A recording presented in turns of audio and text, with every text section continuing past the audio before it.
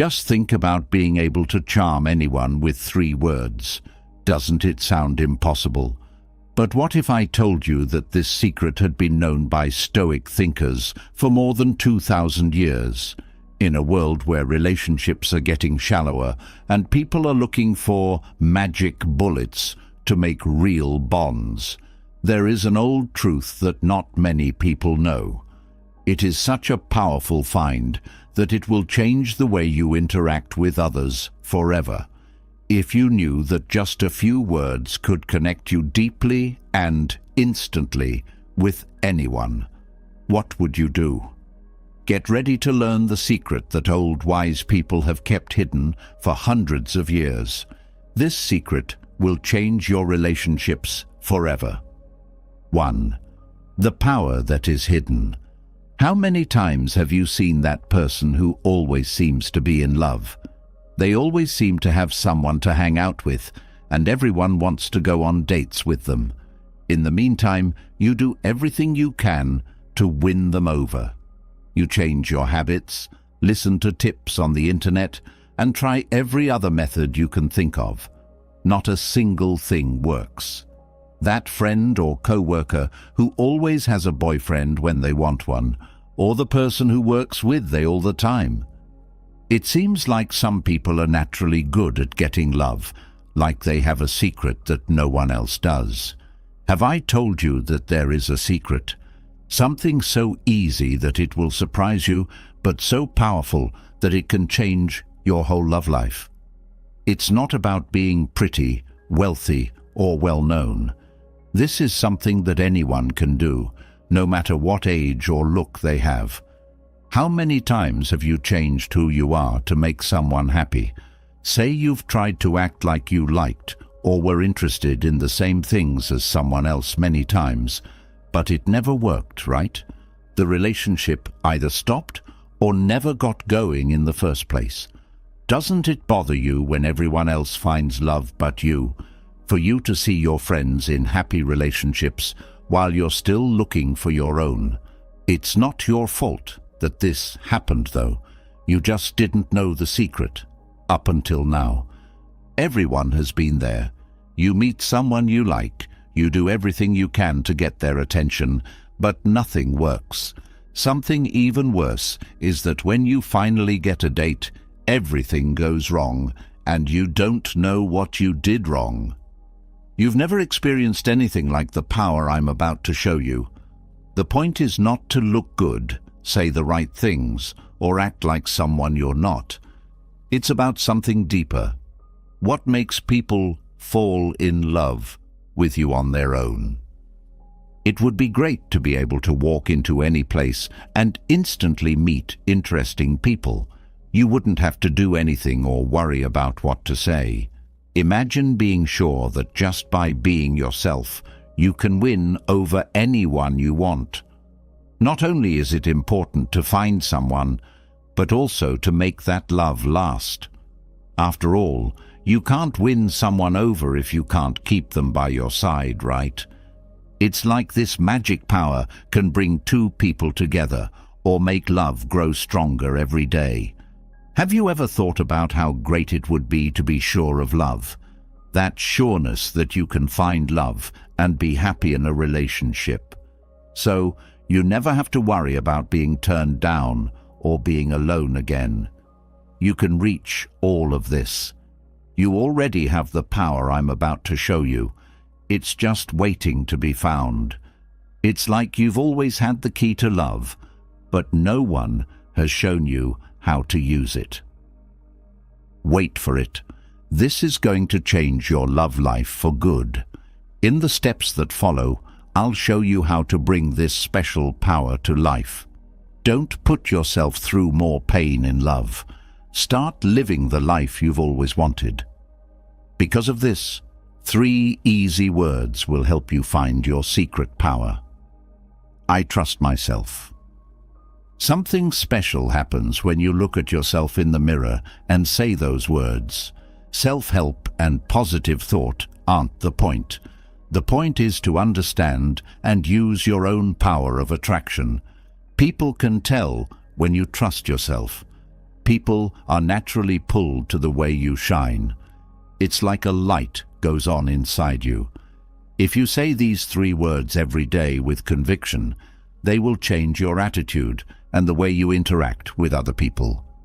These things are the key to your hidden power. When you let your true self shine through, you automatically bring the right people into your life. 2. Right away, connect. When 2 eyes meet for the first time, it's beautiful. At that very moment, the heart beats fast, the hands start to sweat, and time seems to stop. Every great love has that one moment when 2 people feel instantly connected, even before they say a word. A lot of people think that to win someone over, they need to know just the right words to say. They plan out every word of their pickup lines and remember them by heart, though the 2 people are already attracted before they even say a word. In the energy you send out, it's something that is made in silence. Think of that person who makes everyone look at them when they walk in. Being there is more important than being pretty or having nice clothes. Anyone who is near them, talks to them, or wants to get to know them better, wants to be around them. The most amazing thing is that the quick link is like a thread that runs through 2 people. You think, wow, it seems like we've known each other for years, even though you just met. There's no pressure to talk or smile, and you feel like you're the only person in the room, even if there are a lot of people there. Being here is what makes this relationship work. Nothing bad can happen when you are fully in the present moment, not thinking about what you're going to say next or what other people are thinking. That's like sending a quiet message that says, I am here in full. When people are in love, they often do something terrible. Making a good image is so important to them that they forget to be there and feel the moment. When you close your hands around water, the harder you squeeze, the more water will leak out. When you calm down and let it come, you'll feel truly connected. It's not an accident that you feel a connection with someone right away. It's because both of you are truly open to each other. There are no masks, games, or efforts to impress. It's just 2 real people connecting with each other. Amazing things start to happen when you learn how to make that quick connection. People start to feel naturally drawn to you. You're like a magnet that always brings the right people into your life. You don't have to chase, force situations, or come up with complicated ways to take someone over anymore. True love comes from being able to connect with someone in a clean way and let them be present with you. They feel like they know each other even before they speak. It's like a quiet dance. The most beautiful love stories start in this holy place of being present. Plus, do you know what's really cool? You can't just use this quick link to find love. It changes how you interact with family, friends, and co-workers as well. Your relationships will grow stronger and more important when you learn to be fully present. Rather than the words you use, the power of attraction has more to do with how present you are. It means giving the other person a place where they can be themselves without fear of being judged, expected, or demanded. It's in this place of freedom where the strongest relationships happen. Do not stress about what you will say or how you will behave. The silence between words, the look that lasts a second longer, and the genuine smile that just comes out of the blue are all signs of instant connection. Being open to the light of another person and letting your own shine are both important parts of this. When 2 hearts dance in silence and let themselves be present, they start to really like each other. There are no hard-to-understand rules or magic methods. There is only the simple act of 2 people letting a real, pure, and life-changing bond happen. And it is just at this moment of deep bonding that 3 easy words can change everything. I see you. To say, I am looking at you, is not just a surface-level thing. It means really recognizing that the other person is there. When you sincerely and fully look someone in the eyes and say, I see you, something magical happens. That person feels like they are not only being seen, but that they are really being seen and understood in their core. At that moment, it felt like time stopped. Sometimes, just saying these 3 words at the right time and with all your heart can bring 2 hearts together right away. They turn the silent link that happens at first sight into sound, turning a normal meeting into a memorable moment. 3. The first word. Though a look can start love, words are what change it. How many love stories started with a simple talk? The power of the right words to reach someone deep inside is truly amazing. When people are chatting or dating, they care about making a good first impression. They get dressed up, practice what they're going to say, and try to look interesting. The energy that your words carry, on the other hand, is much stronger than any fancy outfit or well-prepped line. Have you ever thought about how some people's voices make everyone fall in love with them? It's how they say things, not what they say. People who hear it feel each word deeply because the speech is sincere and real. The start of a talk is like putting down a seed. If you plant it with love and care, it will grow big and pretty. But if you plant it quickly or incorrectly, it will die quickly. The first word is so important because it sets the tone for everything else. A lot of people miss out on special love because they're afraid to say something wrong. They are afraid of making mistakes so much that they act strangely. If you try to dance while counting the steps, you lose all of your flow and naturalness. In love, the first words are like an offer. You want the other person to come into your life and get to know you.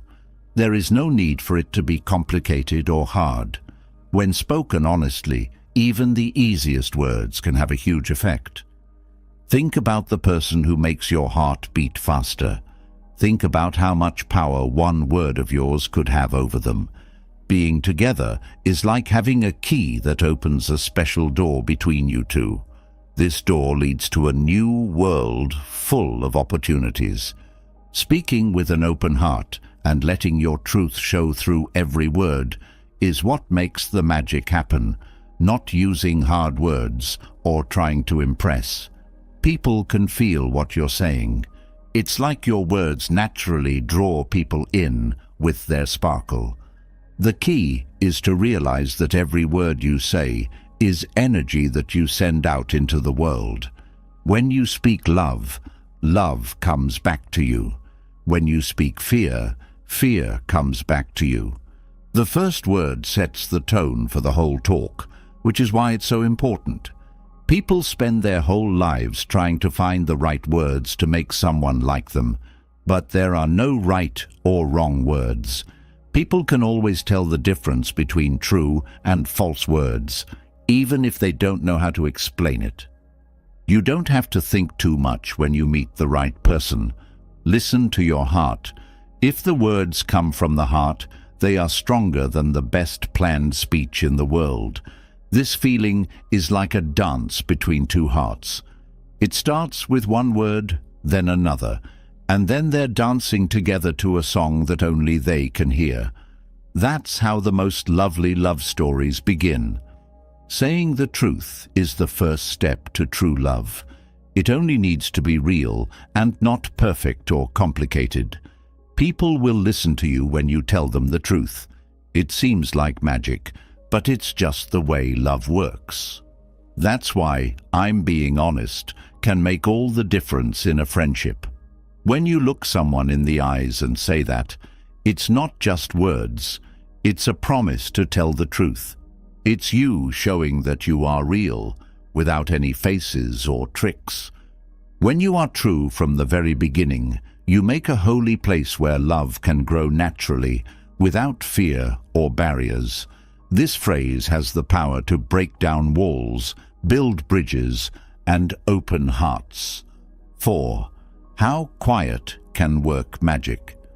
A lot of people are scared of being alone in silence, especially when they are close to someone they care about. It is that need to talk all the time and feel desperate when the chat ends, as if quiet were a sign that something is wrong. As people get closer, they worry so much about what to say that they forget how powerful silence can be. When they're nervous, they talk non-stop and tell story after story to fill the time. But this is the exact place where magic happens. Think about the great times you've had with someone you love.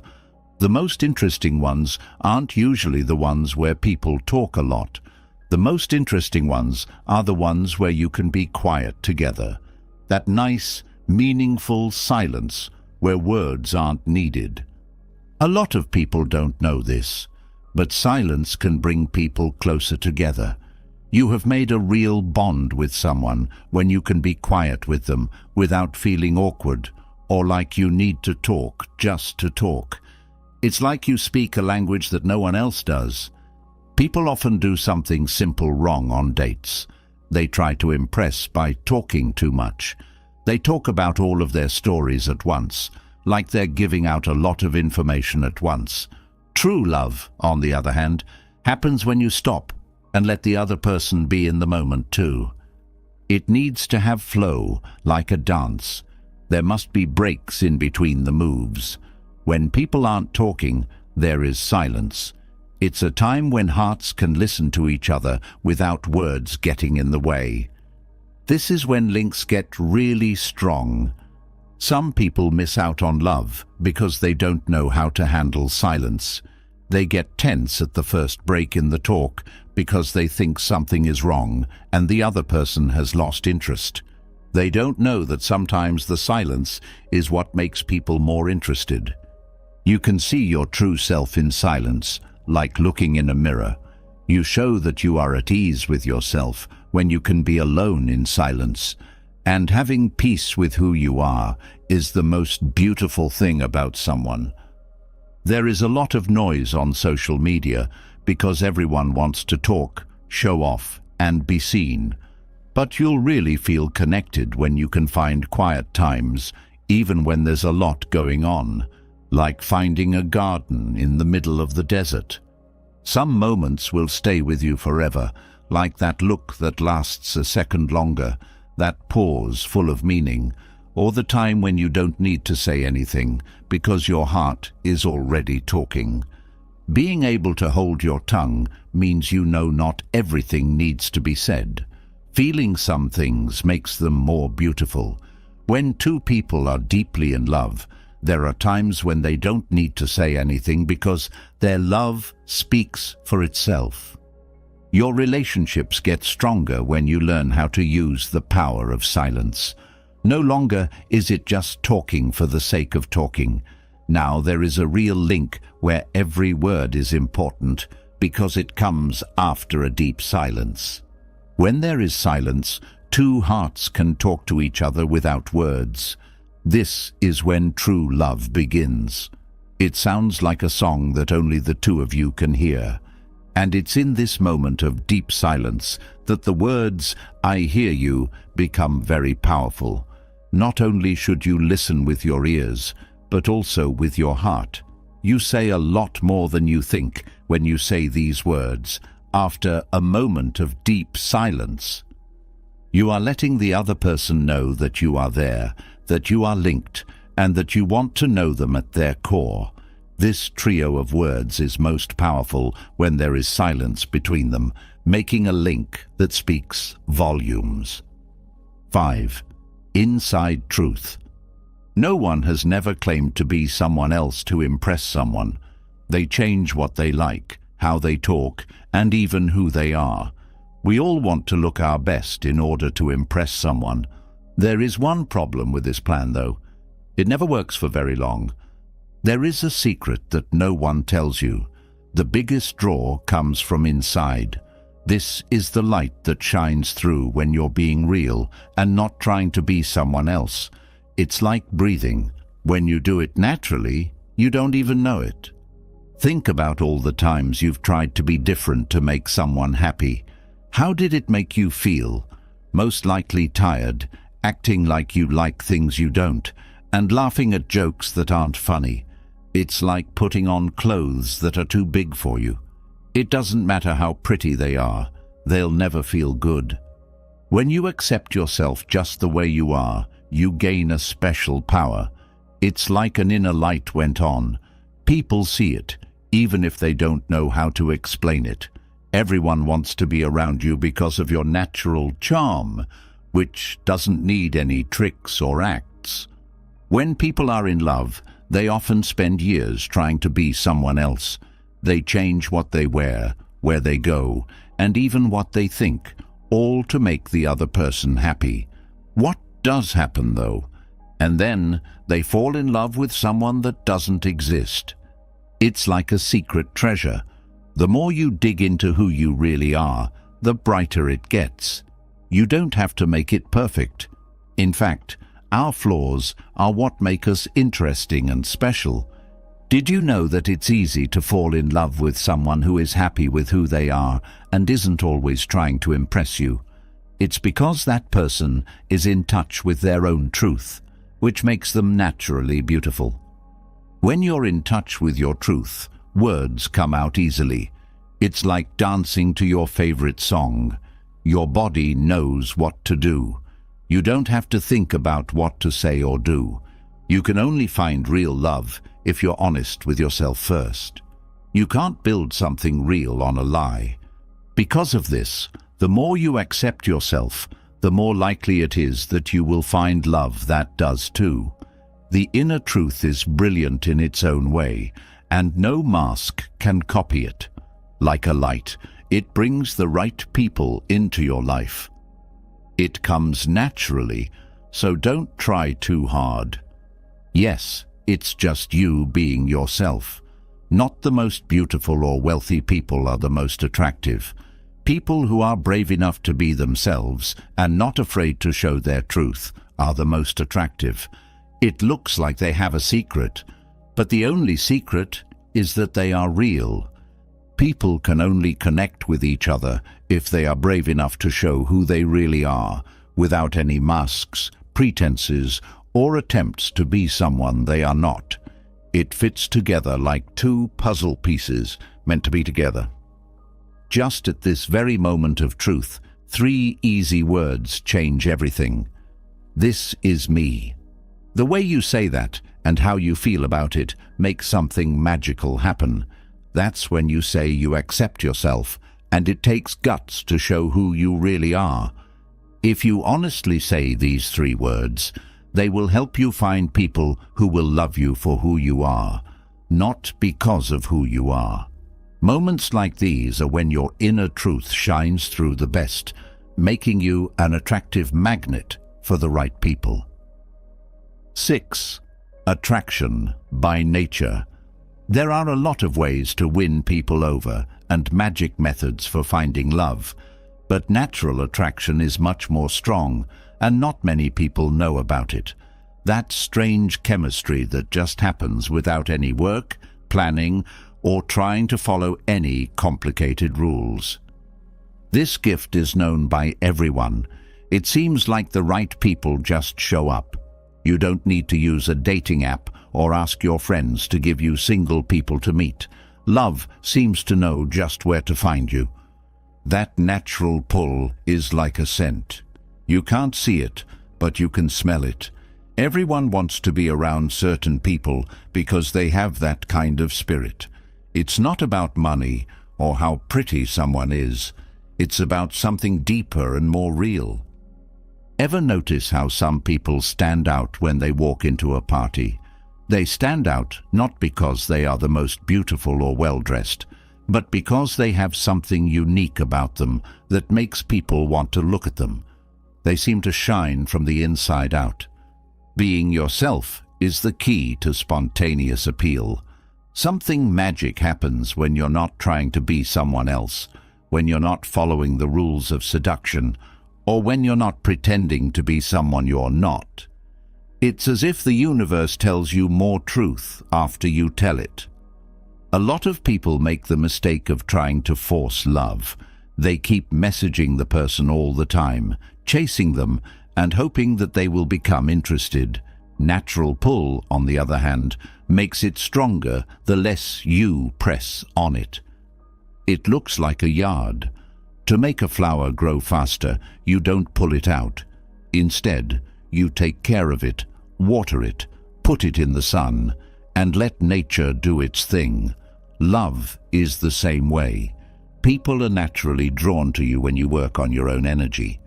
A lot of what makes you feel good about yourself is your natural draw. Other people can tell when you're content with who you are and don't need their support to feel whole.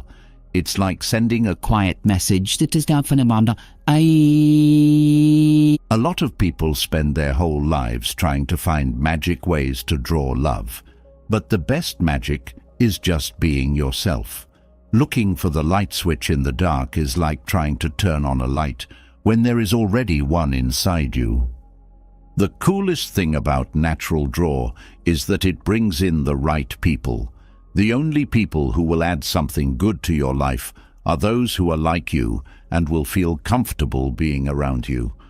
You don't have to worry as much about finding love once you know how powerful natural desire is. When you first start learning to swim, you move your arms and legs all over the place. But then you get the hang of it and learn to let go and let the water take you. When it comes to partnerships, desire is like a dance that you can't see. The beat is there, but you can't see the steps. Don't think too much or plan every move. Just let it happen.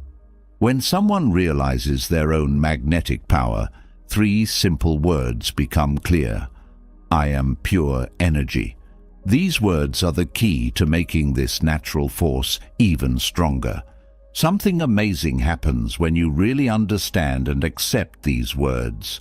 When you finally understand that you are more than your looks or your accomplishments, your personal energy naturally grows. You are a live force of attraction, a walking magnetic field that brings the right people and experiences into your life. 7. The smart people's secret. There are good times and bad times in every relationship, but there is an old secret that only very smart people know that can totally change how you love and are loved. This is information that goes beyond what you can find in media or in modern interactions. People who are wise have always known that love isn't something you earn.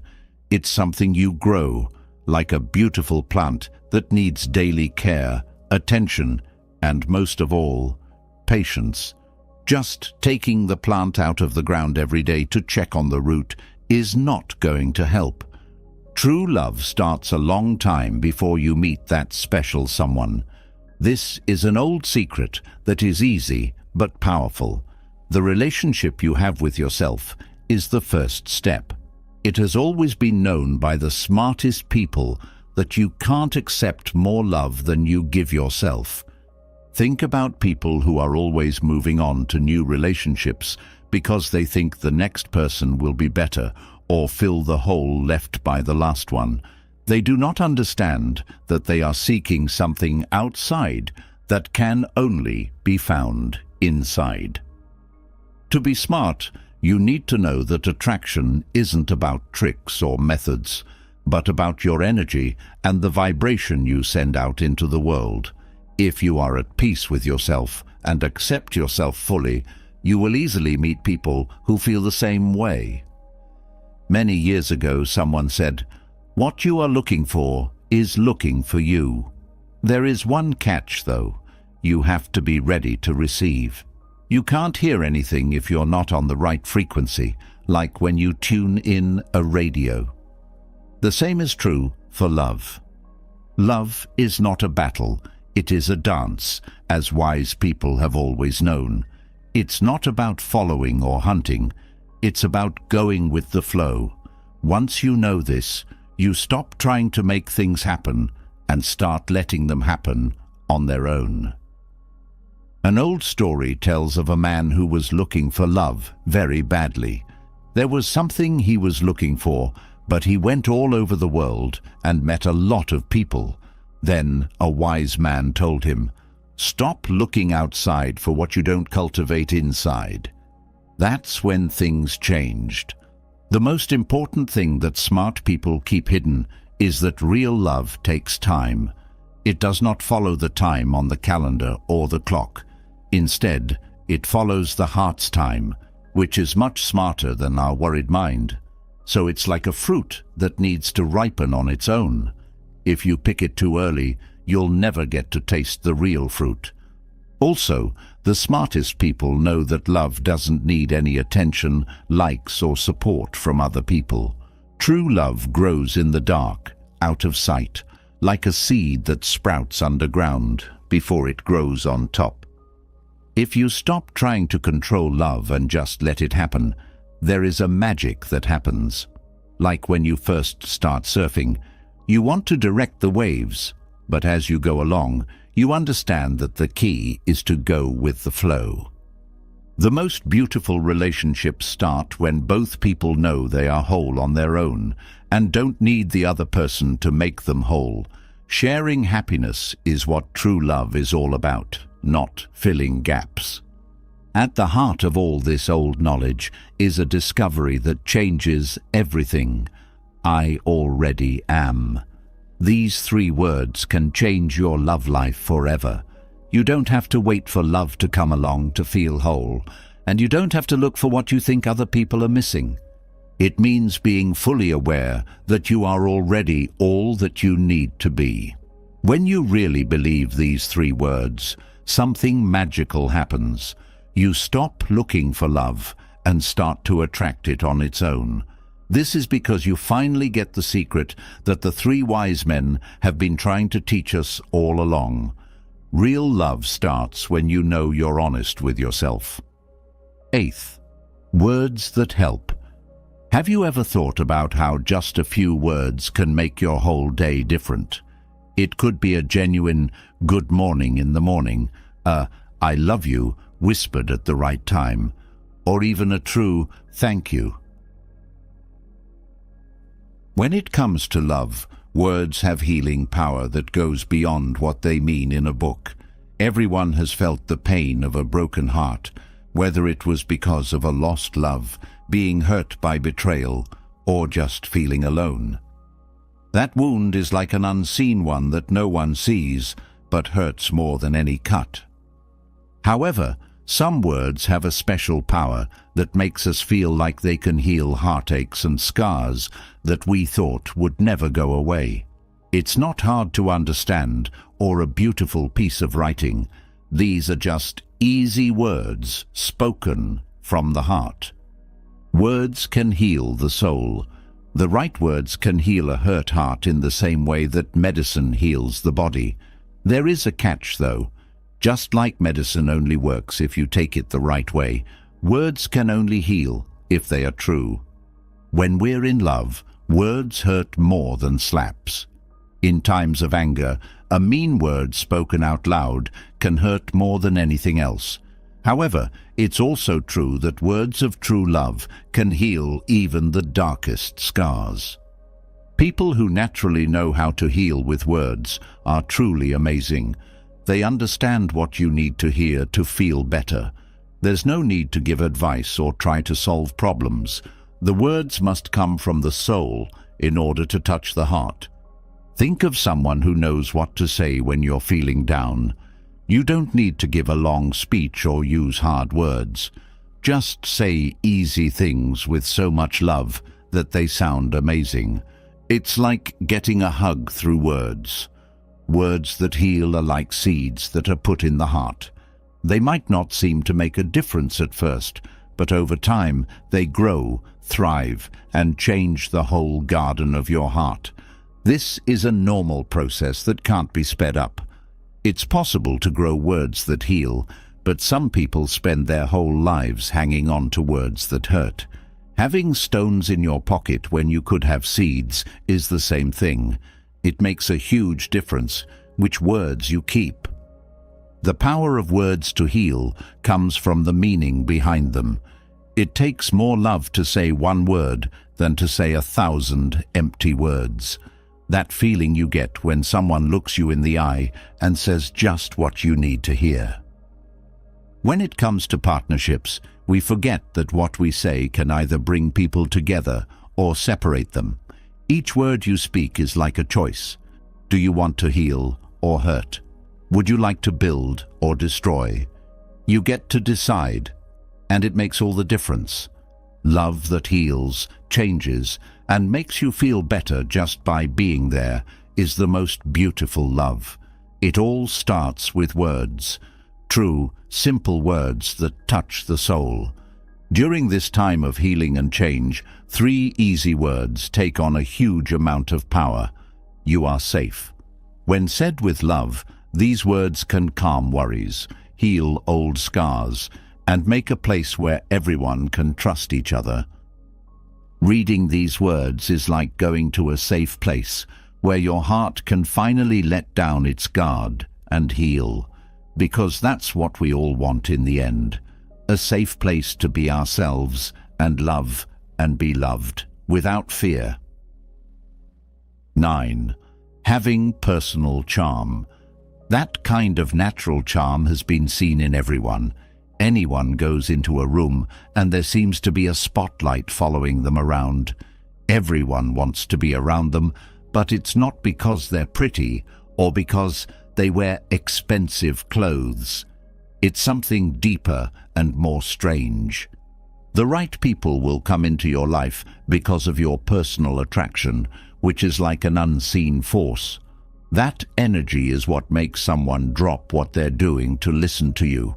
That something special is what makes people remember you, even after only a short time meeting you.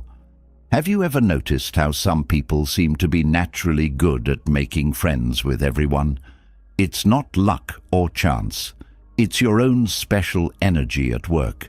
That skill is what makes each person feel unique and special.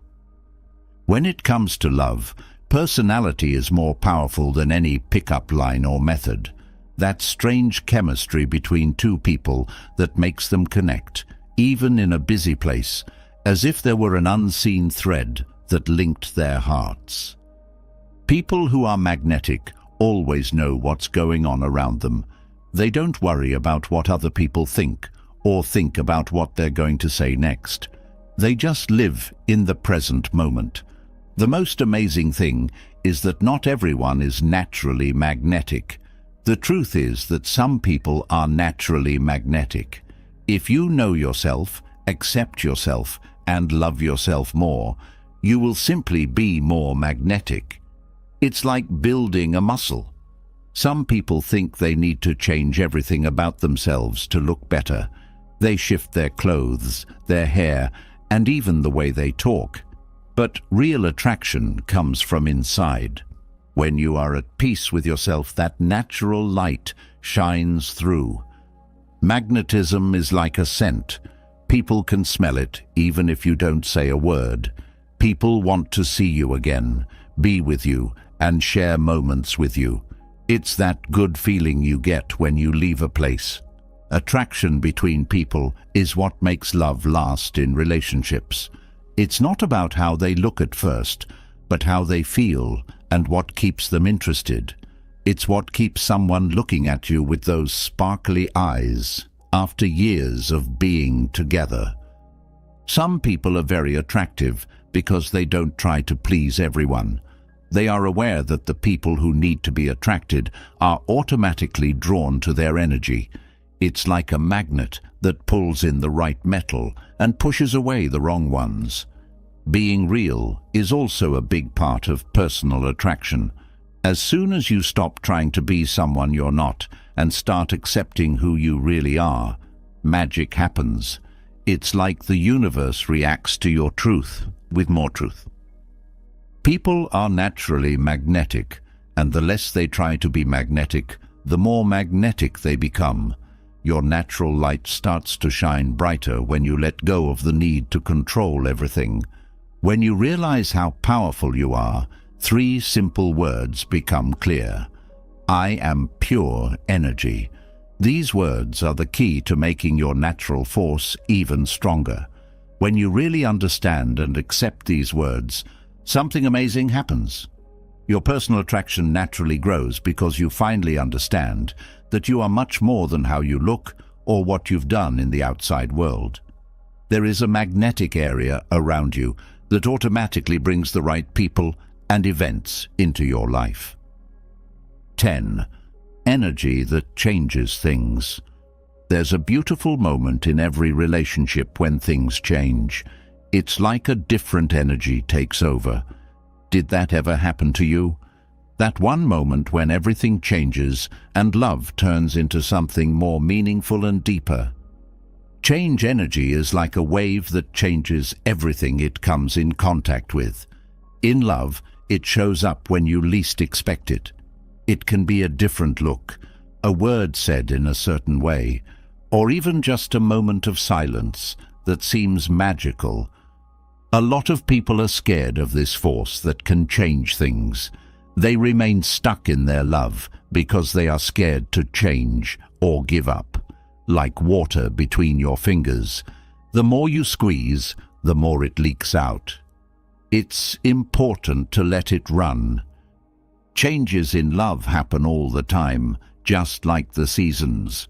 Fall comes after summer, and spring comes after winter. Love needs to change too in order to grow. It's not possible to always want things to be the same. The beauty is in the changes. One of the amazing things about this energy is that it changes both you and the connection. It seems like every real love leaves a mark, a lesson, or a way to grow. Someone who loved you and changed you will never be the same. Some people in relationships wait for the other person to change, but the only way to really change is to change ourselves. It's like dancing. When one person changes their steps, the other person has to adjust to the new beat. The power to change is like a river that never stops moving. Every moment is different, every meeting is different, and every kiss tastes different. Love is lighter, deeper, and more alive when you accept this energy. The most beautiful love stories are ones that accept change and don't try to hold the other person stuck in the past. Instead, they let each other grow and change, and they choose to grow together. Funny how some couples can stay together for a long time and still feel passionate about each other. One of their secrets was that they knew love has to change to stay living. Every day is a chance to find love in a different way. Transformational energy can also be seen in hard times, like when fights turn into deep talks, when problems make love stronger, and when a couple works through problems together, they make the relationship more special. It's magical when two people decide to change into each other at the same time. It's not about changing the other person, it's about getting better together. When two trees grow together, their roots touch each other below the ground, but each tree has its own way to the sky. Love that doesn't stop, limit, or try to control is the kind that lets things change. This love is what gives wings, helps people grow, and praises each new version of the other. And it is at this moment of deep change that three words take on infinite power. I allow change. When you really believe these words, something amazing happens. It's like all the doors to love were opened at once. That's because letting change happen lets love grow, thrive, and start over. That's when you realize that the love that is stronger isn't the one that doesn't change, but the one that is brave enough to do so. 11. Bonds that last forever. Everyone hopes to find love that lasts forever, and a bond that is so strong that time can't break it. But not many people know that lasting ties are made every day, every moment. Why do we spend so much time trying to find magic ways to make love last? The answer is in the little things, like sharing a coffee in the morning, giving each other a hug for no reason, or whispering "good night" before bed. Like a tree's deep roots, eternal bonds get stronger over time. It's not how much time you spend together, but how good the moments you share are. It's better to have one real moment than 1,000 empty ones. Some people think that true love only appears in movies and books, but every day there are people who are able to build this kind of love. They choose to be together every day, not because they're lucky or special. How you care for your relationships is what makes them last forever. It's like taking care of a lovely yard all the time. It doesn't matter if you only water it when you remember or when it's almost dead. It needs to be cared for every day, all the time. One thing that not many people understand about long-term relationships is that it's not about spending all your time together. It's about how well you connect when you are together. Being present for just 1 minute is better than being present for hours and being sidetracked. One thing that makes eternal bonds unique is that difficulties make them stronger. It's like those old ropes that get stronger over time instead of weaker. Every problem they solve together is like a knot that makes the link stronger. There is a special beauty in writing a story together and then being able to look back and see how many times you shared moments, overcame problems, and realized goals together. It's like having 4 hands and writing a book. It's not love that never has problems that lasts forever. It's love that stays together even when things go wrong. When 2 people love each other deeply, they know that every problem is a chance to make their ties stronger. When 2 people form lasting bonds, they both know that love needs to be cared for every day with words of affection, actions of affection, and small acts of love that may not seem important but make a big difference. Some couples really know how to keep the spark alive after being together for a long time. The trick is that they always work on their relationship. Each day is a chance to make this bond stronger and the love grow even stronger. It's like every moment spent together is a thread that makes this fabric of love that will never end. Some posts are about happiness, some about getting better, and some about understanding. They're so strong together that nothing can break them. At the heart of this tapestry of love that will last forever are 3 words that show how powerful it is. I always choose you. Not just a promise of something that will happen in the future. It's a choice that is made every day in the present.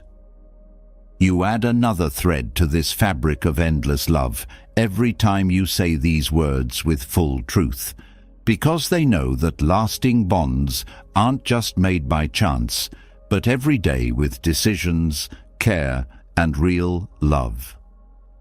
12. Old knowledge. It has been passed down from generation to generation for thousands of years what people know about love. It's not the trendy relationship advice that you can find everywhere. It's deep knowledge that has been tried by time and shows secrets that are always useful. People in the past already knew this. Real love isn't about controlling someone. It's about making room for 2 people to grow together, like 2 plants that share the same ground, but each have their own way to the sky.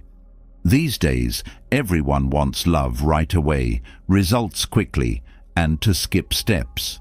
But old knowledge tells us that love is like wine. It needs time to develop its true essence. There is a lot of hurry, demand, and unrealistic standards in modern partnerships.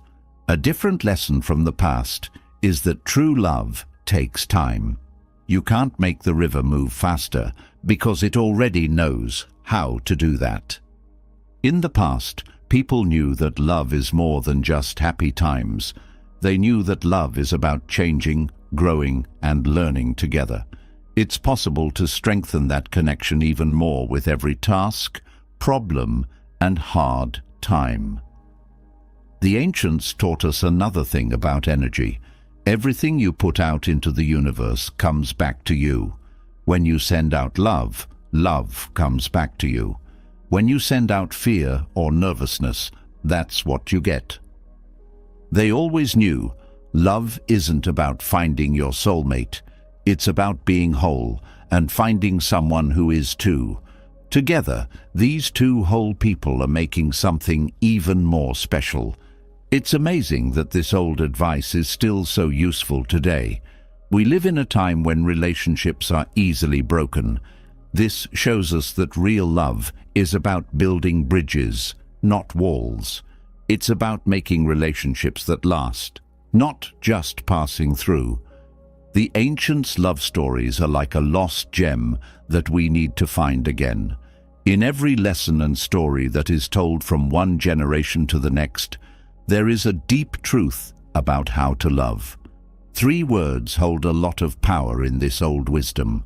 I accept the flow. It's a deep lesson that tells us that love has its own beat, just like life. When you really let this natural flow happen, you stop fighting it and start going with it. Something amazing happens. It's like all the knowledge of the great masters comes to you, bringing a love that is both new and old, modern and ancient. Let's go deeper.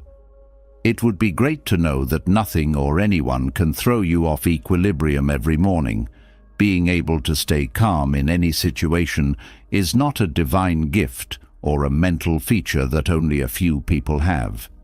It's a skill that can be learned. In this video, we'll look at how the old Stoic philosophers found a way to be calm that we can still use today. An important idea and a new point of view can sometimes turn anger into understanding, rage into inner freedom, and insecurity into power. The point isn't to hide your feelings, but to handle them well. You will learn how to act in a balanced way when people around you criticize you, make you angry, or are rude to you. By following Stoic ideals, you will learn that controlling other people is not what's important. What's important is knowing and controlling yourself. You will no longer be a subject of outside events. Instead, you will create your own peace. The first step is to want to build a strong mind that can hold up when everything else around you seems to be coming apart. I want you to do the first thing before we start these lessons. Post a message below that says, "Today, I choose to calm and strengthen my Stoic mind." By doing this, you make it clear that you want to live a life where nothing and no one can take away your peace. Let's start. Number 1. The secret power of being mentally stable. You can't really be strong if you try to hide how you feel. Instead, you need to learn how to face your feelings without fear or rejection. That's the secret power of mental imperturbability, a state that doesn't try to get rid of feelings but rise above them. It's interesting that the more you try to push your feelings down, the stronger they become. Imagine using your hands to try to stop a big wave. It won't work. Instead of fighting, people should let their feelings flow while wisely channeling them toward a higher goal. The gap between having basic emotional control and having deep emotional power is huge. The first one is weak and depends on outside factors, while the second one comes from within and provides security and certainty. A mind that doesn't change is like a lighthouse in the middle of a storm. Its light stays on, showing the way, no matter how rough the waves are around it. This trait not only makes you stronger, but it also changes how you live your everyday life. When you can stay calm when things go wrong, You find that it's easier to make choices, that your relationships are better because you don't act on impulse, and that your stress starts to go away, making room for joy and creativity. This idea was shown in the lives of important people in history, like Marcus Aurelius and Gandhi. They were not easily angered, but they were able to keep their cool, which allowed them to lead with strength and kindness. New studies show that people who practice aware emotional control have good changes in their brains. This ancient knowledge is supported by modern science. The amygdala and other parts of the brain that deal with worry become less active, while the prefrontal cortex, which makes decisions, gets stronger. Not only does this make you feel better mentally, it also touches your physical health. A stronger immune system, better sleep, and living longer are all benefits of less worry. To put it simply, controlling your feelings not only makes you smarter, but also healthy.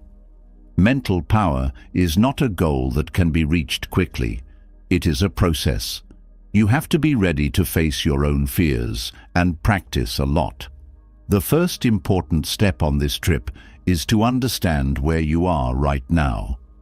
Any attempt to make a change will be like shooting an arrow in the dark until that first understanding is gained. When you watch yourself without judging, you find trends you hadn't seen before. That is the first thing you need to do to start changing your automatic behaviors into ones that are aware and in line with your values. We often forget that being impulsive costs a lot. You give up power every time you let a feeling run your life. It changes your relationships, whether it's through pointless fights or mistakes. Your health gets worse over time because of the effects of ongoing worry on your body. You can't grow as a person because your mind is too focused on reacting to things that don't matter. But as you go along this road, you start to notice small changes. You become more patient, you pay more attention to what you say, and the people around you start to feel the calmness that you give off.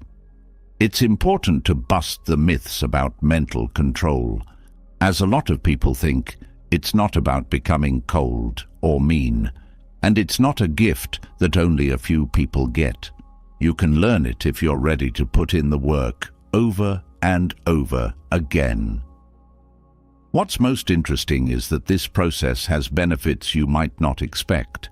For example, your intuition gets stronger because a calm mind listens better. Your creativity soars because it's not stuck in mental noise. And your relationships get stronger because you can connect from a real place without masks or expectations. This was very clear to the Stoics. Marcus Aurelius said that the way we think affects how happy we are. Epictetus taught us that real freedom comes from within, even though he was a slave. It is easier than it seems to put these lessons into practice in your life. Do self-evaluation. Ask yourself every night, what could I have done better today? Take a moment every morning to picture a peaceful day ahead of you. Over time, these small actions turn into habits that change your mind and, by extension, your life. This is because real power comes from controlling yourself, not other people. Number 2, learn useful things about how emotions work. Anger, that fiery feeling inside that seems to burn everything in its way, comes from deep in our bodies. We need to look at how our brains work first in order to understand it. The small but strong amygdala sets off the reactive emotional reaction. It works like an alarm system.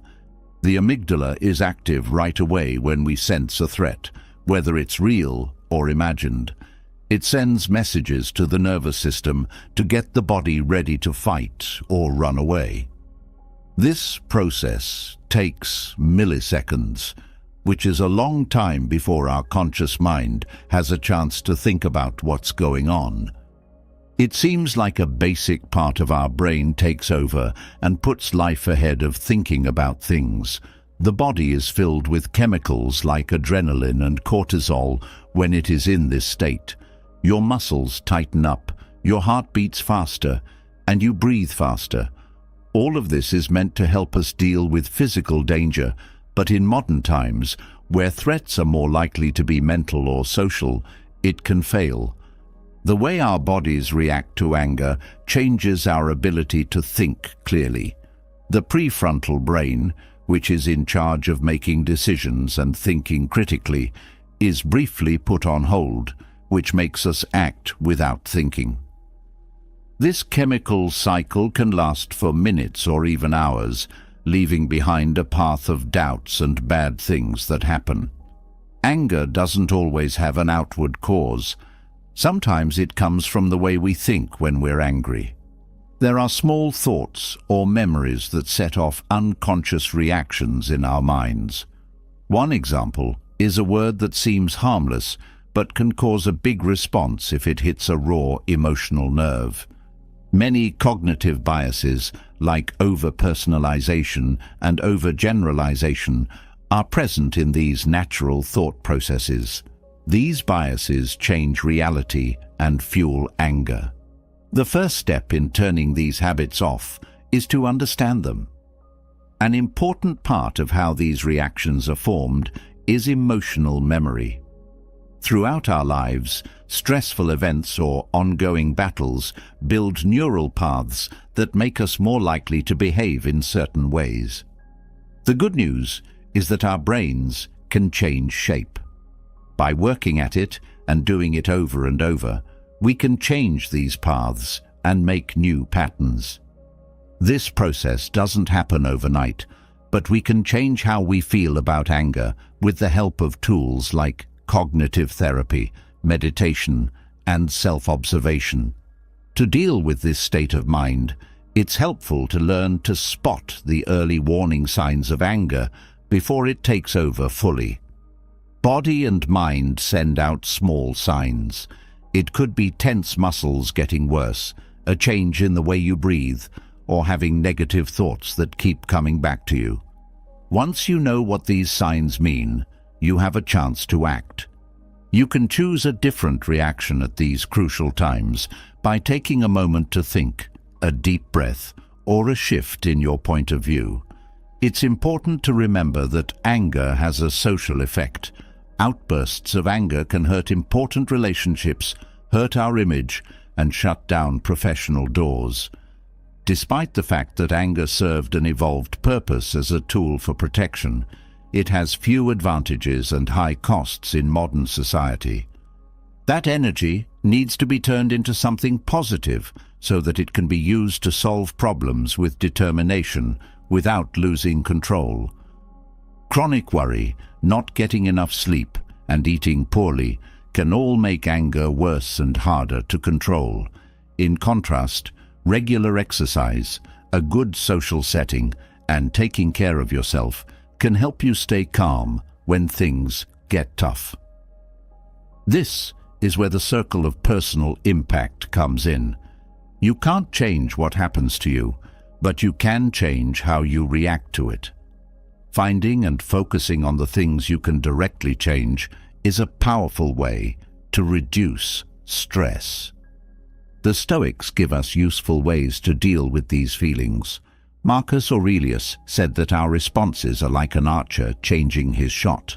You can't change the outside world, but you can change how well your shot hits its target. Exercises that can help you control your anger include negative forecasting, where you think about problems that might happen to get ready for them, and thinking of death, where you consider how short life is. You can look at your reactions without judging yourself if you connect with these practices and learn tools for self-observation, like keeping an emotional log or practicing mindfulness. The end goal is not to get rid of anger, but to understand it, tame it, and turn it into a force that grows instead of destroys. Because the real power is not in how you react to the world, but in how you reply with knowledge and purpose. Number 3. The myth of outside power. Most of the time we think that everything would be fine if we could just control what was happening outside of us. But this is just a lie that causes more stress than it solves. People need to be in charge because they want to feel safe and sure of what will happen. It's important to us that things go as planned and there is no chaos or pain.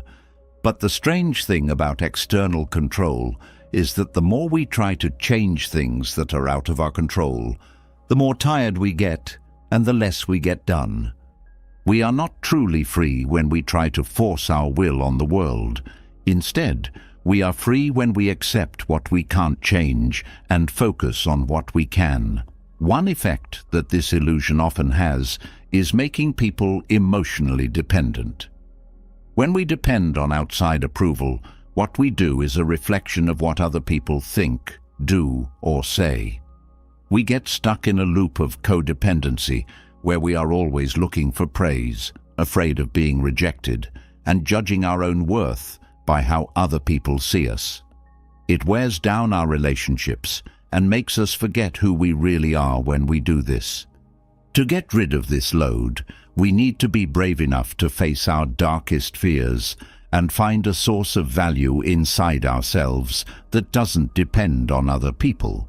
Taking ownership for your actions is the only way to get out of this bad situation.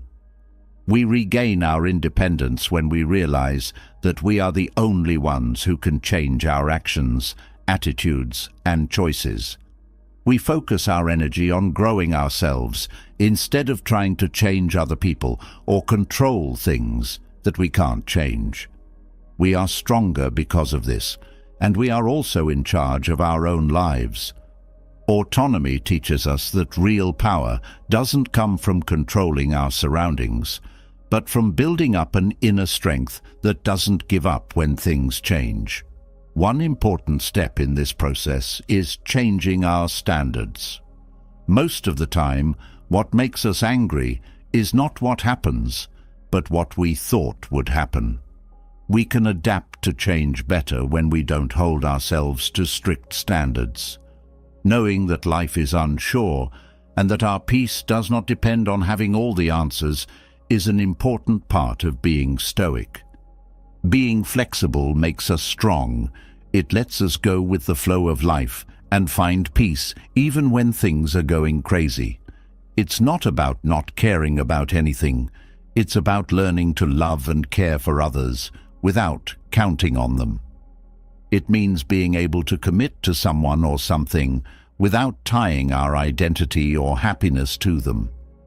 Respecting other people's freedom while also taking care of our own is what it means to be free in relationships. Being detached doesn't mean we don't care. It just means we know we can't own or control other people, things, or results. It's the right amount of care and letting go. Once we know the signs of having too much power, we can start to change them. Some of these signs are compensatory behaviors, like wanting to watch over everything, relationship patterns where we try to shape others to fit our needs, and physical signs of stress or tightness. Learning to recognize these signs lets us focus our energy on separation, which has instant benefits like clear thinking, better relationships, less energy use, and most importantly, a peace of mind that doesn't depend on what's going on. However, it's not easy to separate. Some things that can make this shift hard are social conditioning, fear of change, limiting beliefs, and family habits. Here's where useful tools like meditation, practices for letting go of emotions, and presence methods come in. These activities help us slowly let go, which makes room for new ideas and opportunities to come into our lives. Stoicism gives us very useful advice for this process. Focus only on what depends on you and leave the rest, Epictetus says. The practice of amor fati, or liking our fate, encourages us to accept life as it is, with all of its challenges and rewards. When we think about how quickly things change, we realize that nothing lasts forever. This truth doesn't have to make us sad, it can make us free. Freeing ourselves from the false idea that someone else is controlling our lives lets us live more lightly, connect with others from a real place, and feel truly free. Because when we let go of things we can't change, we find that we already have everything we need to be happy. Number 4. Building mental strength in a way that can't be broken. There is no such thing as being naturally strong inside. Instead, we build it up over time through the choices, habits, and thoughts we have. Confidence is the first thing that helps. We build it when we pick the right thing to do over the easy one. Being self-disciplined isn't just about reaching your goals. It's also about having unwavering morals and ideals that you stick to even when no one is looking. The first thing that makes someone strong is that they can believe themselves because they know that what they say and what they do are the same. To become stronger, we need to work on developing important traits like knowledge, justice, temperance, and courage. These traits are not just ideas. They are things we do every day that make our will stronger and teach us how to win small fights inside ourselves before taking on bigger problems outside ourselves. You are making your character stronger and more resilient every time you choose self-control, control your urges, or act with courage. The smart Stoic has a mind that doesn't freak out when things go wrong. He is not reacting when he thinks. He is thinking ahead. Develop stronger thought patterns by teaching your mind to focus on answers instead of issues, and to see the lesson in every challenge. These habits of higher thinking don't happen quickly. You have to work at them all the time. It takes daily work, like when an athlete works out their body, but the goal is to improve the mind.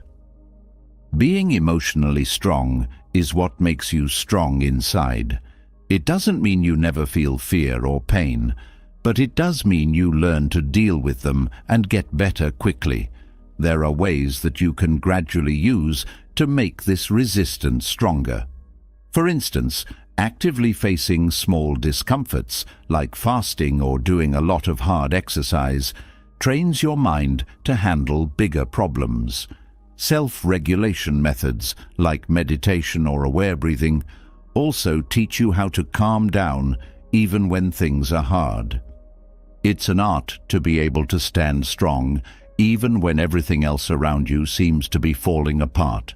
Focusing on what you can control and accepting what you can't control are mental health principles that help you stay in the present. You can stay balanced even when there is a storm going on if you do things like exercise or picture yourself in a state of inner calm. This is not a state of apathy. It's an active force that comes from inside you and tells you what to do.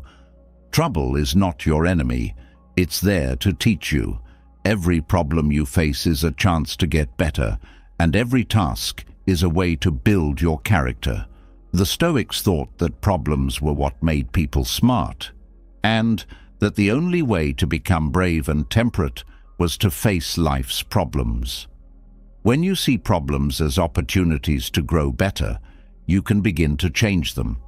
The wise also know that success doesn't just happen. Their days are planned around habits that make them stronger, like morning routines that set the tone for the day and evening reflections, where they think about what they've done. Everything is meant to keep their mind and spirit in great shape. They don't see these habits as limits. Instead, they see them as freedoms that help them keep their energy on what matters most. There are clear signs that you are getting stronger, more peace of mind, better ability to make decisions, and the ability to deal with disagreement without losing your cool. But there are things that can get in the way, like limited patterns, views that make you weak, and bad influences. All of these are problems that the inner warrior has to solve. The smart way to deal with these problems is to keep practicing, getting better, and growing as a person. The Stoics gave us useful tools to help us on this road. The cardinal principles give us a clear direction for what to do, and tasks like anticipating trouble help us get ready for the unexpected. When we think about the memory of the sages who came before us and meditate on models of greatness, we are reminded of what is possible. Being an inner fighter is a way of life. Every day you have to be ready to push your limits and grow stronger, smarter, and freer. In the end, inner power isn't just a defense against the world. It's what you build your life on, a life with meaning, strength, and real greatness. 5. Answer that you are aware of versus an automatic answer. Being able to answer consciously instead of unconsciously is a life-changing skill that can change how we interact with others and with ourselves. The thought is what makes the difference between a reaction and an answer. An automatic response comes from an urge and is often filled with feeling that hasn't been processed. On the other hand, a conscious reaction requires us to think about what we want to do and then choose how to act. This time, no matter how short, can change not only what's happening, but also how we grow as people. One of the most important practices in this change is the aware stop, which some might call the sacred pause. This is the point at which you stop your first urge to watch what's going on. There is a space between the trigger and the reaction, and that space gives us freedom. The conscious interval method involves making that place bigger by taking deep breaths, paying attention to the body, and noticing the thoughts that come up. These steps, which are easy but strong, help us connect with our freedom of choice. This quiet inside is not empty. It's a place where many things can happen. Responding carefully means more than just stopping. It also means making a choice based on what you know. Getting better at responding is possible by doing things that help us figure out what's important. Mindfulness tasks help us tell the difference between what is pressing and what is important, and what needs our attention and what doesn't. By learning this kind of insight, we can start to act in a clear and calm way instead of letting the chaos of the moment take over. Automatic behaviors that we do over and over again without thought are a problem we all have. These patterns come from our unconscious and are shaped by things we've done, learned, and unconsciously picked up over time. Finding them is the first thing that needs to be done to change them. Being continuously aware means paying attention to the times when we act without thinking and stopping to think about what we could do instead. We can change these automatic behaviors over time by changing them with good habits that are in line with our values. Being present and aware all the time is what it means to be a conscious boss. Being fully present in the present moment is what this means. Meditation, presence exercises, and growing an expanded awareness are all things that can help us keep our minds on the present and act from a calm place. Being alert all the time isn't important. What matters is building a strong base of attention that lets us act with purpose, even when things go wrong. There will always be things that get in the way of awareness, like limited conditioning or automatic habits, but they are not impossible to get past. These obstacles can show up as inner resistance or habits that keep us stuck in a loop of reacting. Tools that help us change, like mindfulness methods or awareness practices, help us get past these walls little by little. Being more open in our mind and heart grows with each practice. The Stoics had a deep understanding of this. One of the most important ideas in Stoicism is that we have the power to choose how to respond to events. When we use this skill, our lives become more in line with our morals. We learn to watch without judging, accept without fighting, and act from a place of balance when we practice mindfulness and think about how our feelings work. It's not hard to add mindful reaction to your daily life, but you have to choose to do it. In our interactions, we can think about what we want to say before we speak and pick words that will help instead of hurt. Mindfulness helps us deal with problems at work in a clear and effective way. Being present with our family at home helps us connect with them more deeply. Every moment is a chance to make a choice and live a purposeful life. You don't have to be in charge of all of your feelings to be the master of your reactions. What you can do is learn to direct your feelings and thoughts in a way that shows off your best self. The real power is not the power to control other people, but the power to control your own mind. In the end, the only thing we can really change is how we react to life. That choice, no matter how small it seems, changes everything. Sixth, keep a bigger picture in mind when things get tough. Please imagine for a moment that you're looking down at your life from above, like a bird flying over it. From that high point of view, problems that seemed huge now seem small and almost unimportant. This is the power of the view from above. Stoics like Marcus Aurelius used this method to get beyond the present moment and see things clearly. You can see that each problem is a small part of a much bigger whole when you take a step back. Seeing things from a cosmic point of view doesn't make your problems less important. Instead, it puts them in their proper place, frees you from the weight of drama, and lets you see more clearly. The art of reframing a situation can completely change how you feel about it. Positive reframing is not foolish hope. It's being able to give an event a meaning that makes you feel stronger. One example is that losing someone or something can be the start of something new. A mistake is not a lasting loss. It's a chance to learn and get better. You can improve your readings and become good at reframing by changing the mental framework from which you look at what happens to you.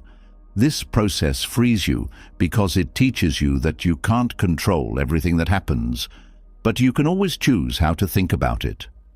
Learning to watch without getting attached is what distance knowledge is all about. You can see things that you couldn't see before when you can take a step back and think about something without being affected by it. The things that were holding you back lose their power, and what's really important stands out. This space is not disinterest. It's the freedom to act without worry because you're not stuck in reacting. With this wide-angle view, you can see how things fit together, guess what might happen, and make choices from a calm and wise place. Every problem we face can be turned into a chance to get better. This is what the Stoics meant by the alchemy of adversity. Changing problems doesn't mean denying how hard they are. It means realizing that behind every test, there's a lesson waiting to be learned. Bad things that happen to you shape your character by making you stronger and helping you understand things better. When you adopt this mindset, you stop seeing problems as obstacles and begin seeing them as tools that help you improve yourself. The way to real mental control is to become a better observer. This observer doesn't judge or cling. They just look at things with knowledge and perspective. Developing this observing awareness takes work, but the benefits are life-changing. You become more stable, less reactive, and more aware of your own habits as you build this skill. Being objective helps you make choices that are more in line with your ideals and acts from a place of honesty and peace. Increasing your view techniques are useful tools that you can use in your everyday life. Morning reflection, in which you think about your place in the world, and mind-expanding exercises, in which you picture how things in your life are connected, can help you keep a bigger and more balanced view. These habits are not only intellectual, but they are also very useful because they help you face life with more focus and purpose. When you look at things from a higher perspective, you can see things more clearly because you're not focused on small things. You can feel more at peace because you know that you're not responsible for everything. And you can become more practical because you learn to tell the difference between what's important and what's not. You feel free and light inside when you stop holding the weight of things you can't control. This may be the most important thing. Using this method in your everyday life is a new thing to do. Instead of retaliating with anger in disputes, it enables you to remain calm. It helps you see the big picture instead of just the small details when making big decisions. It helps you understand other people from a place of respect and distance in your relationships. And in tough times, it gives you the strength to keep your cool, even though everything around you seems to be moving. Taking a cosmic view is a Stoic way to remember that we are a small part of a huge and mysterious world. It's not sad to think about how small we are. In fact, it's freeing because it helps us see how small our problems really are. When you have this view, you understand that life is a stream of experiences that you can't stop.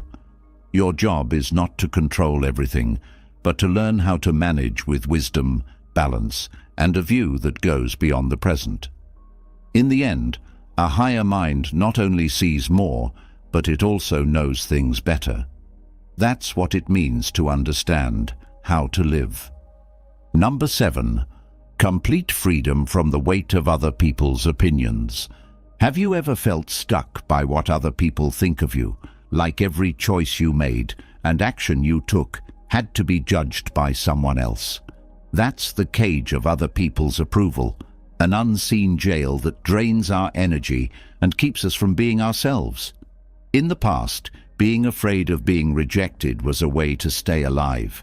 But now, in the modern world, this fear is a drag. We live our lives trying to please other people and meeting standards that aren't even our own.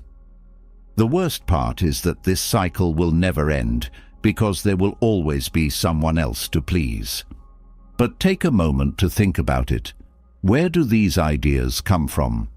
External opinion is based on illusion.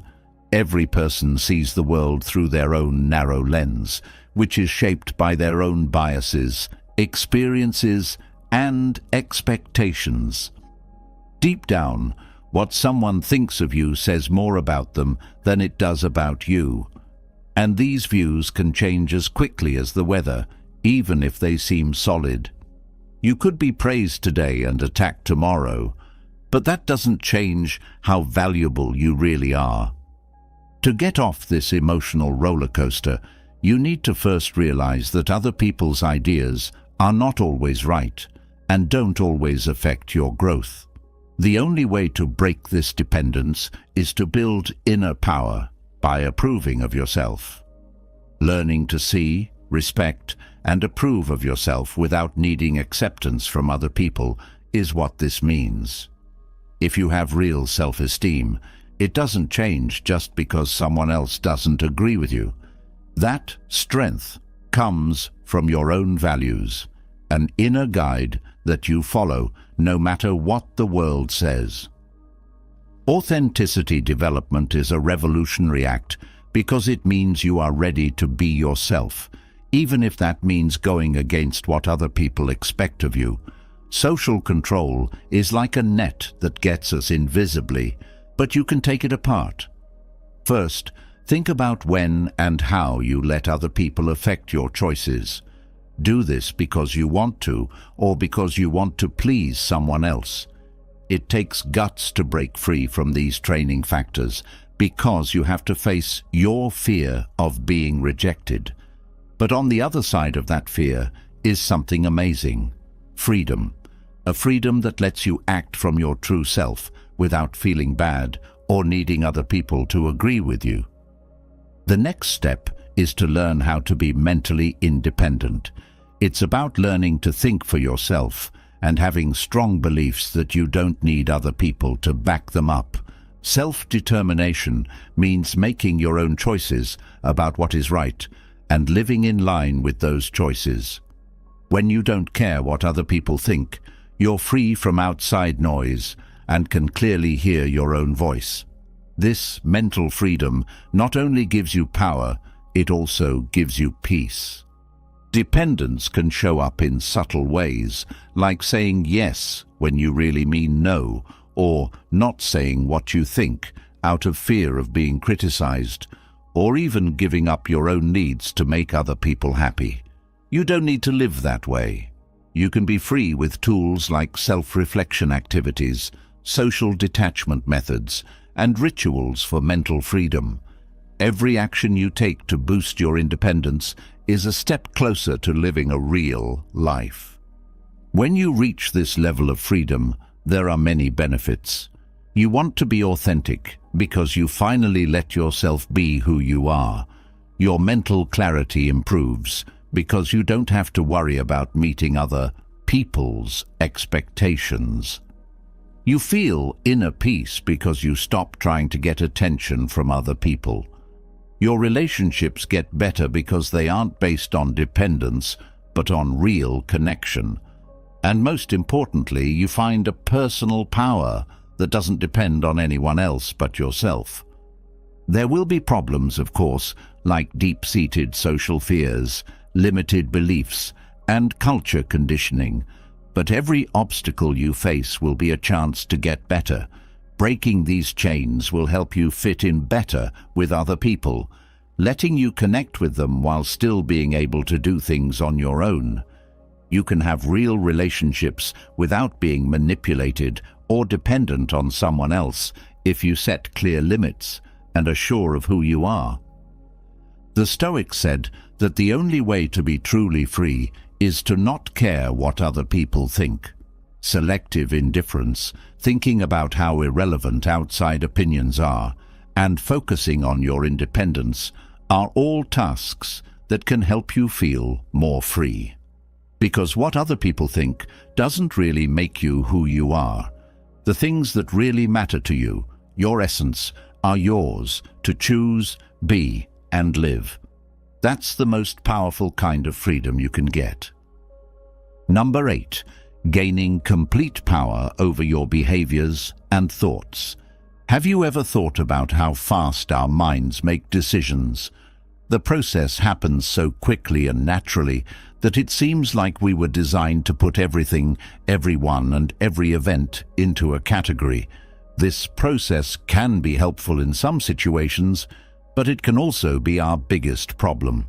This is where the power of not judging comes in, being able to stop, look around, and choose how to make sense of what we see. I find it interesting that this process is based on science.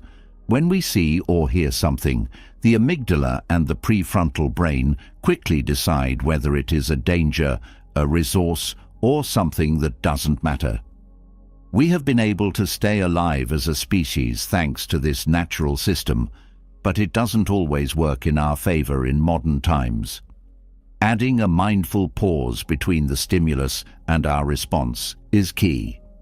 This pause lets us stop that automatic decision and choose a response that is more in line with what we really want to do. Giving up critical thinking is not the same as practicing the art of non-judgment. Instead, it means creating a mental neutrality that lets us see things as they really are, without our assumptions or biases getting in the way. It's an act of calmness, of accepting everything as it is right now. Consider how freeing it would be to face any situation without having to decide if it is good or bad. Just accept it as it is. When you get good at this exercise, you can have an open mind, one that doesn't hold on to things or close down, but grows with each experience. A strong way to reach this state of neutrality is through the Stoic practice of epoche, which means voluntarily suspending judgment. To practice this, you have to think about what's going on without judgment and ask yourself, is this judgment really necessary? It's a process that takes place in steps. The first step is to just notice your unconscious judgments. The next step is to take short breaks to think about them. Finally, you will be able to stop making judgments automatically. It is a practice that gets better over time and, with care, turns into a habit that changes things. When we break out of the loop of mental automatism, we feel free like never before. Because we're no longer bound by our biases or training, we no longer have to react without thinking, and we can answer consciously. Being in charge of our mental urges not only helps us see things clearly, but it also makes us feel very strong. We are in charge of our choices, not our responses. When we do this, our minds become clear, and we can see things as they really are, without our feelings or ideas getting in the way. When we stop naming everything we see, we can see things directly and understand them deeply. This insight leads us to a natural knowledge, which is wisdom that comes from seeing things as they really are and doesn't need to be explained. Without a doubt, it is not an easy road. Patterns of judgment, mental resistance, and social training that are hard to break can be big problems. But if you keep practicing, these problems start to fall apart. Every little step and deep breath is a win that brings us closer to control. The benefits are huge. Imagine making decisions that are always clear, having relationships that are more real, and having mental peace that doesn't depend on what's going on around you. This exercise changes your whole life, not just your mind. It's easy to get into this state of mind. Practices like conscious pause, observation, and focus routines can help you stay there even on the hardest days. Over time, you'll notice progress. You'll act less on impulse. Think about what you're going to do before you do it. Feel emotionally lighter, and notice a change in how you connect to the world. You are growing a free mind, one that can observe without judging and understand without naming. These changes are proof of that. When you use this power every day, it becomes a part of everything you do. You start to listen with more understanding and without making snap judgments in your interactions. When your mind is clear, you make better choices at work. You find a calm that lets you act wisely instead of reacting when you're in a fight. The Stoics knew that letting go of judgment was the way to find peace within.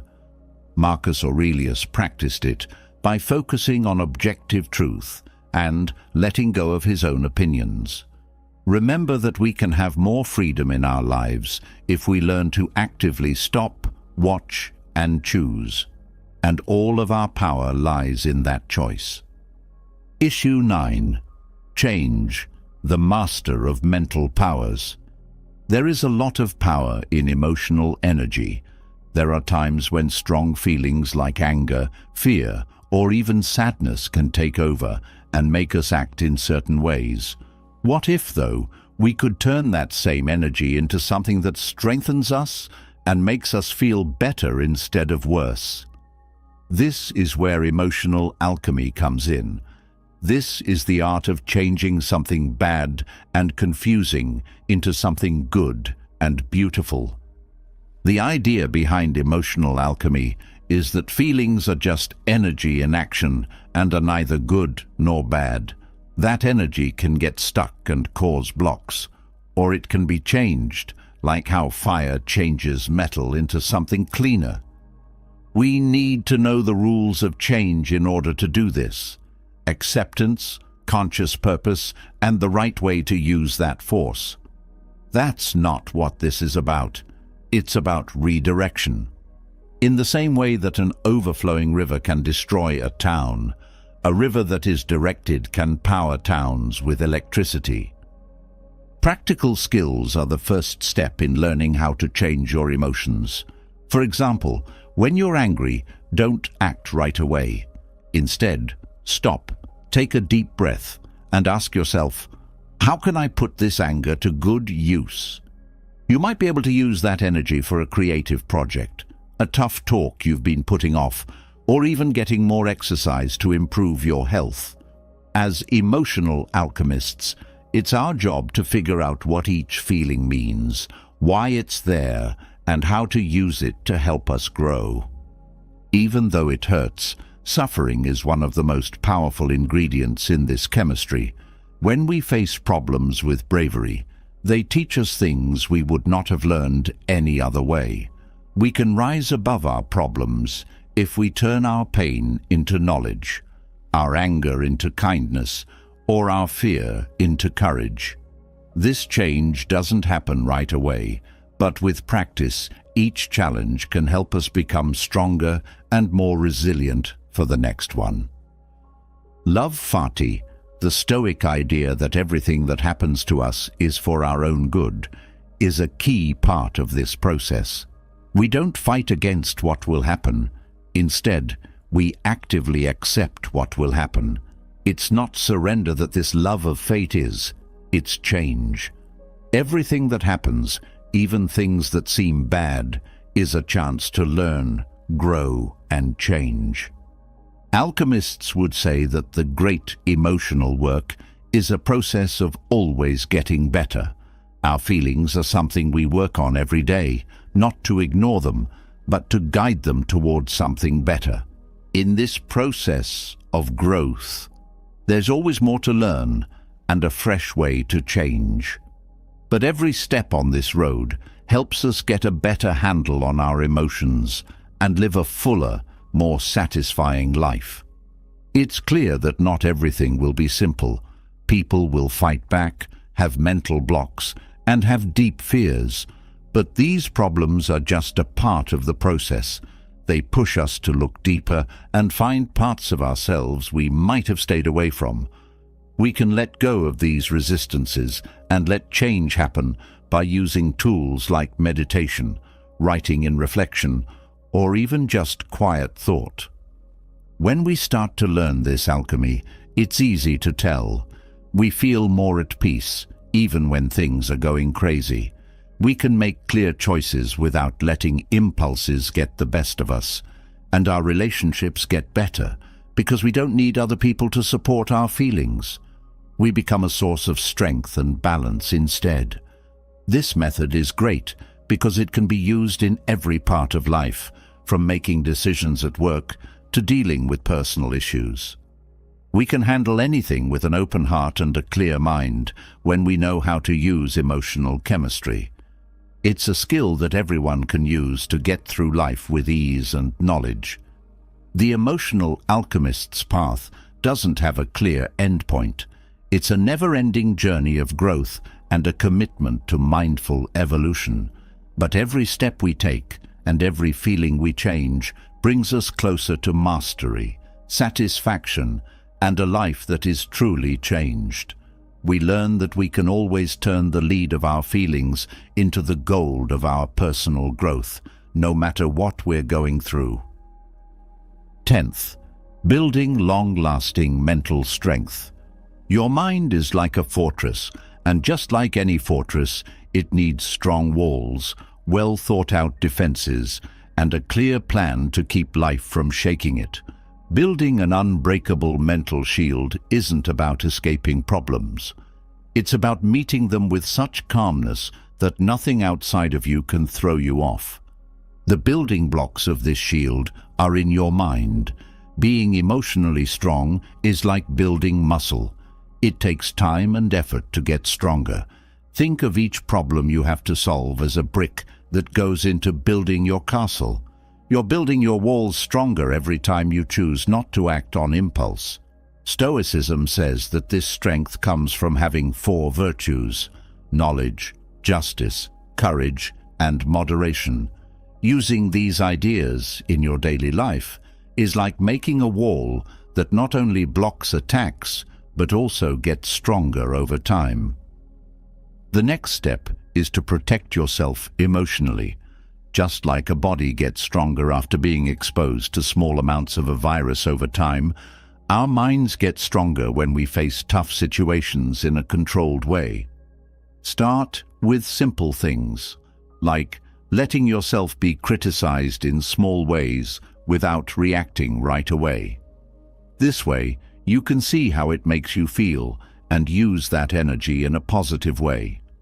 This process of gradually losing your sensitivity gets you ready for more difficult situations by making your emotional reactions stronger and teaching your mind to think things through instead of responding without thinking.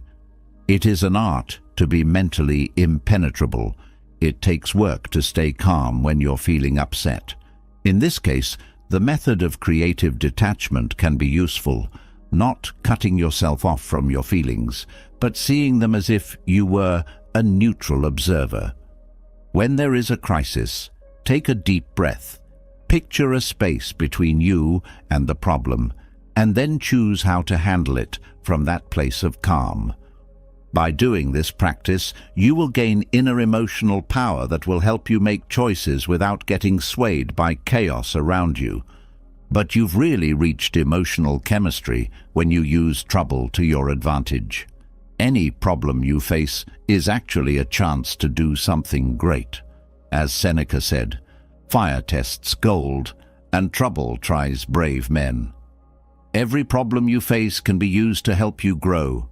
When someone attacks you, you can choose to see it as a chance to get better or as just their view, which doesn't say anything about your worth. This process of transformation not only makes you stronger, but it also makes it easier for you to do well in any situation. In the end, a well-tuned mental shield is more than just a tool. It's a sign of your inner peace. When you reach this state, storms from the outside can't hurt you. It's not that you don't feel anything. It means that you choose how to react. Because you work from a place of quiet power, a fortress that no one can break through, you make smarter choices, your relationships get better, and your life is more rewarding. This strength needs to be cared for all the time. Routines you do every day, like meditation, writing about your thoughts, and quiet times, are like inspectors who check the walls of your mind for cracks and fix them before they get worse. When something comes up that makes you doubt yourself, know that even the greatest walls need to be fixed, and each fix makes you stronger. Your mental shield does more than just keep you safe. It also makes you stronger. Over time, you'll notice that you can handle situations that used to be too much for you. Your mental tolerance and stress level will rise, and you'll find inner resources you didn't know you had. This growth is good for you and the people around you. Being a calm and strong person will encourage others to build their own strengths, leaving a good path that lasts. It takes time to build a mental shield that can't be broken, but every conscious choice and small step makes the roots stronger. Making this promise to yourself means that no matter what happens, you will always be able to stay firm, strong, and at peace. Being able to live in a state of inner power that nothing outside of yourself can break is what Stoic freedom really means. 11th, get better skills to keep your peace of mind. It's not possible to change the toxicity of a setting, but you can change how you deal with it. Imagine that you are traveling through rough water. You can't calm the water, but you can learn how to steer your boat precisely. To keep your peace of mind in harmful settings, you must first become completely aware of what you are facing. It's not always easy to spot harmful trends. Toxicities can be hidden in passive-aggressive comments, manipulative relationships, or even places where everyone is negative. Your emotional radar is the first thing you need to do. Watch without responding and sort the risks into groups. Not everything needs your attention. Sometimes you just need to ignore it, and other times you need to take action. One of the most advanced skills you can learn is how to turn difficult situations into chances to grow. Take the bad energy you get and use it to make yourself stronger. This is where emotional alchemy comes in. That doesn't mean you have to put up with bad people. Instead, you can turn them into a task that makes you stronger. Being aware of being neutral is a real-life example of this. When someone bothers you, don't respond out of anger or frustration. Instead, keep an open mind and watch what's going on. Does this make me who I am? Ask yourself. The answer is always no, and seeing things that way frees you up emotionally. Another important part is the advanced social shield. Setting clear limits not only keeps your peace of mind safe, but it also sends a strong message. Your health and happiness are important to you. They don't have to be rude. They can be shown in small ways, like choosing not to participate in negative talks or staying away from situations that are harmful. Be strong when you say no, and don't feel bad about it. When you're in a harmful setting, your best defense may be to selectively disconnect emotionally. You don't have to pay attention to everything going on around you, especially if it's not helping you find peace of mind. Think of it as turning off the background noise. When social problems are at their worst, like during heated arguments, staying calm is your best friend. In order to practice aware balance, you have to step back and look at the situation without bias. This is hard to do, but it works.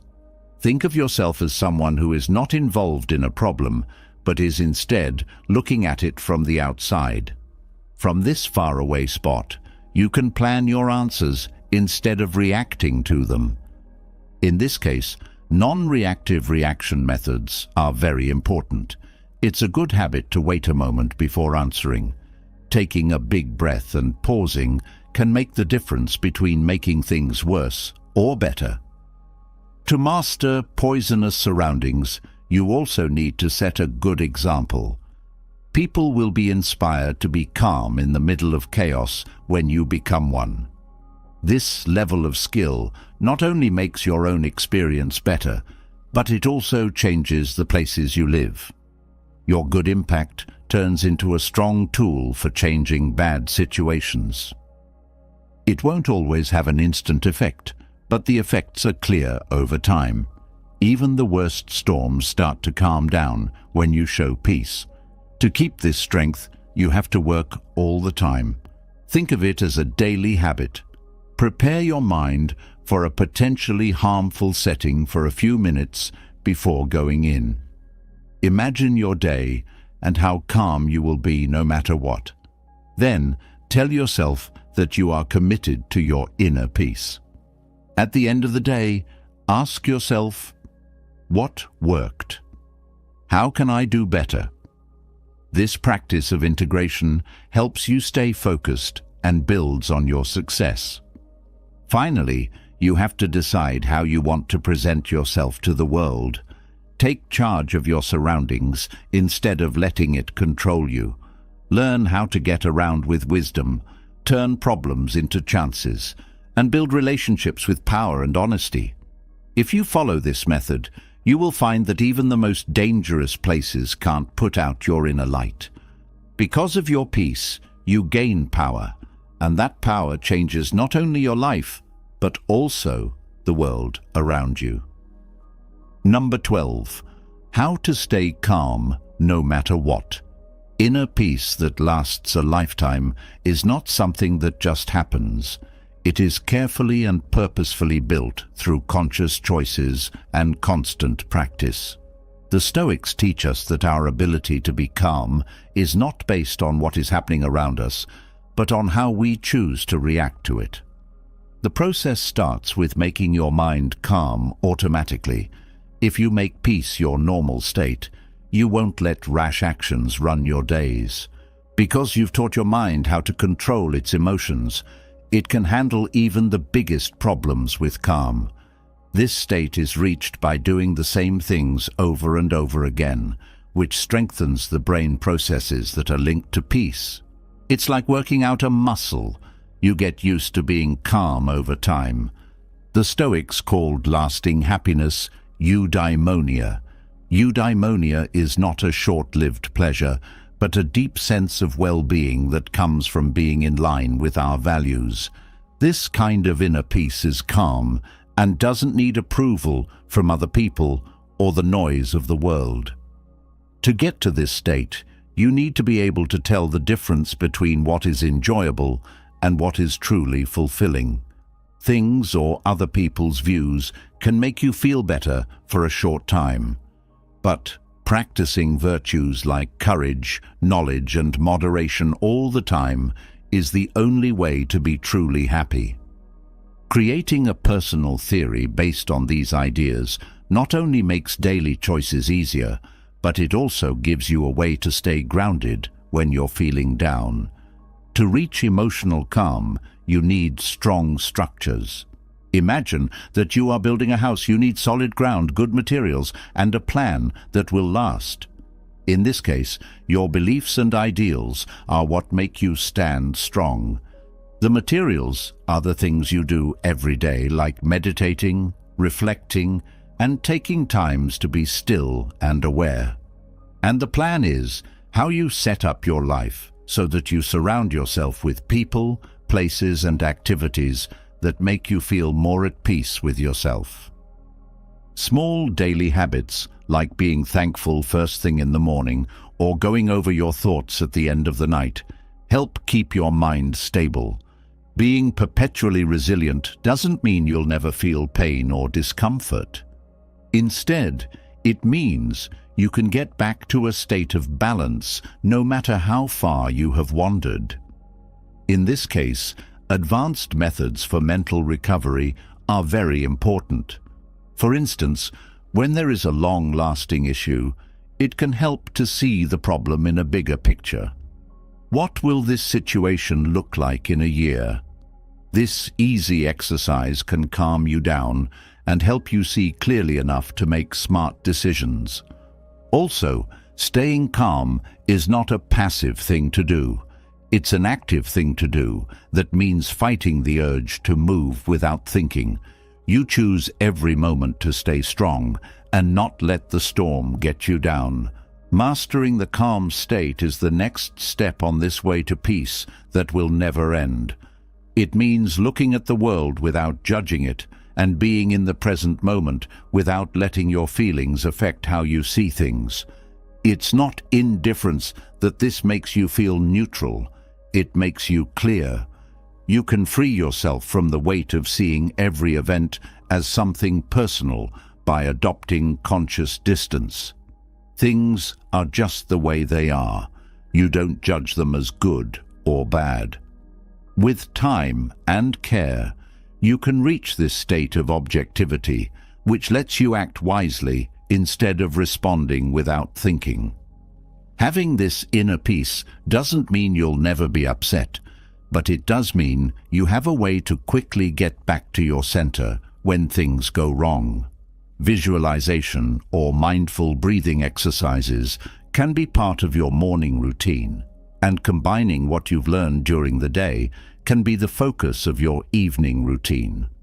Small changes you make throughout the day, like taking breaks to reset your mind or being thankful, help you stay grounded. These habits not only keep interruptions from happening, but they also make it easier to deal with problems in a calm and graceful way. Finding lasting mental peace isn't a goal that you reach at some point. It's a process that you go through all the time. You will find that these habits help you and the people around you as you get better at them. You become a calm light in a crazy world. The gift of peace that you leave behind through your deeds and interactions may be the most important thing you can give. When it comes down to it, you don't find true peace. You choose to build it and keep it every day. 13. A deep blending of Stoic self-control and current methods for setting limits. One of the biggest things that gets in the way of mental and emotional freedom is reacting. During that state, your feelings and thoughts seem to take over, forcing you to act without thinking or being aware of it. When you transcend reactivity, you get past these natural routines and are able to choose how to respond again. You don't have to hide your feelings. You just have to understand them, pay attention to them, and choose how you want to act. One difference between suppression and transcendence is that transcendence is a deliberate act of change, while repression is an attempt to avoid. The Stoics called the state of not reacting apatheia. It doesn't mean being insensitive. It means being able to control your emotions without letting them cloud your reasoning. Imagine a sea that is calm. When the waves come up, they may stir up the top, but they don't affect the deep. This is the goal, to create an inner presence that stays balanced no matter what is going on around you. Apathy isn't something you can get quickly. It takes slow, careful practice that blends philosophical thought with modern skills for self-control. Recognizing your reaction habits is the first thing you need to do to reach apatheia. Ask yourself things like, what makes me react the most strongly? How do I handle situations where there is worry or conflict? This map of your reacting awareness will help you figure out what you need to work on. This is where neuroscience comes in. When you watch how you react and choose to react differently, you make new brain pathways stronger. Over time, these new routes take the place of your old impulsive habits as your usual reaction. It takes practice to become good at turning reactive energy into aware strength. Put some time between a stimulus and a response, instead of letting the stimulus cause a reaction right away. You are free in that place. Instead of reacting with anger when someone annoys you, for example, you can take a moment to consider your feelings and decide how to react. Being able to make room for things turns problems into chances to grow. You get better at controlling your emotions every time you choose a mindful reaction. A key part of getting past reactiveness is practicing objective observation. Seeing your thoughts and feelings as things that come up and go away without connecting with them means taking on the view of an objective spectator. Picture yourself watching a movie instead of being in it.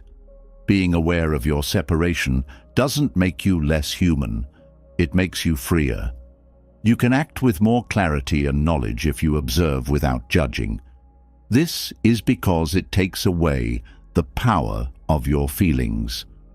Using Stoic ideas in your daily life will help you get better at not reacting. Responding based on your beliefs instead of your emotions makes your relationships and choices better. For instance, if someone attacks you unfairly, you don't have to defend yourself. Instead, you can choose a reaction based on fairness or moderation. This constant practice changes not only how you relate to other people, but also how you see yourself. Each reaction you consciously choose makes you feel like you are in charge of your life. It's normal to slip up sometimes along the way. You shouldn't blame yourself for them. Instead, you should use them as chances to learn. What can I do differently next time? These mistakes are not fails. They are just steps on the way to getting better. Over time, these events will make you stronger and bring you closer to full transcendence. Focusing on Stoic thoughts can help you keep the progress you've made. Every day, take a moment to think about your answers and figure out what went well and what could be done better. Evaluating yourself every day not only helps you keep up with your new skills, but it also keeps you on the path of change. Getting past reaction isn't just a goal, it's a road that changes you every step of the way. By practicing detached observation, developing aware responses, and developing apatheia, you can not only meet the world quietly, but also change it from the inside out. Mastering your own thoughts is what gives you true freedom, not being able to control other people or things. Number 14. How to live up to the mental excellence of Stoicism in the present world. The ability to look at the world objectively and not get caught up in the overwhelming emotions of everyday life is the foundation of the modern sage's mindset. Watching a storm from the comfort of a house is like that. You can see how bright the lightning is and hear how loud the wind is, but your mood stays the same. This lack of attachment is not apathy. It is an intentional acceptance of truth. You don't try to stop what's going to happen, and you don't think, "Why is this happening to me?" But "This is happening and I can handle it" makes you feel calm. To become imperturbable, you need to know about the difference between two types of control. Your thoughts, actions, and decisions are some of the things you can control. Other things, like other people's views or the effects of your work, remain out of your control. Accepting this difference not only makes you feel less anxious, but it also makes you stronger on the inside. You stop focusing on things you can't change and put your energy into things that do count. This is what gives you unwavering peace of mind. Mental greatness is not something that can be learned quickly. It needs to be practiced every day. As a start, you could do something as easy but powerful as thinking about what you can and cannot control every morning. When you are provoked, try pausing. Look at how you feel for a moment before you react. Even if it's only a second, that pause can mean the difference between reacting on impulse and reacting on purpose. This habit turns into a reaction that changes the way you live over time. On this road, the art of changing how you feel is very important. It's not about avoiding feelings.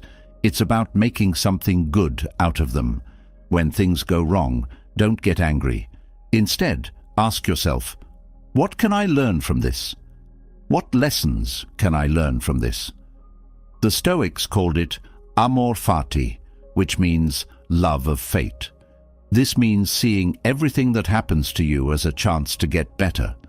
Every problem or barrier is a chance to shape who you are. Not only do your thoughts show how the Stoic ideal lives in you, but so does the way you act. You show how wise you are by making small choices every day, like staying calm when other people are yelling, staying calm when everything seems to be going wrong, and choosing virtue over comfort. When you do these things over and over again, they change your life and inspire those around you. You become a live model of having a great mind. To stay in this state of unwavering resolve, you must constantly assess your progress. Keep a diary where you write down your feelings and think about the times you were able to stay calm and the times you weren't. Don't use this task to judge yourself. Instead, use it to learn and change how you do things. Each day will show you how stronger, more aware, and smarter you are becoming. This ability to stay calm lets you connect with someone from a genuine and strong place in a relationship. You don't let small disagreements get to you or let other people's feelings control how you act. What you do, instead of responding, is lead with knowledge. This way of doing things not only makes your relationships better, but it also makes your surroundings better. Let's go deeper. A lot of people believe that living alone is free. However, if you can't keep yourself in check, that freedom will slowly get the best of you. Living alone is a test, and most people fail it because they make bad choices, get lazy, or do things that hurt their own lives. I am going to show you 14 terrible things you should not do if you live alone today. Stop doing these things that are wrong. Let's get to work. Having a messy and dirty home. Take a look around. If where you live is a dump, you probably are too. You leave yourself when you leave your house. If your life is a mess right now, you should feel bad about it. Order and cleanliness are for you, not other people. If you've made your home a dump, your life will also be a dump. Living in a messy and dirty house will make it hard for you to focus and drive yourself to be better.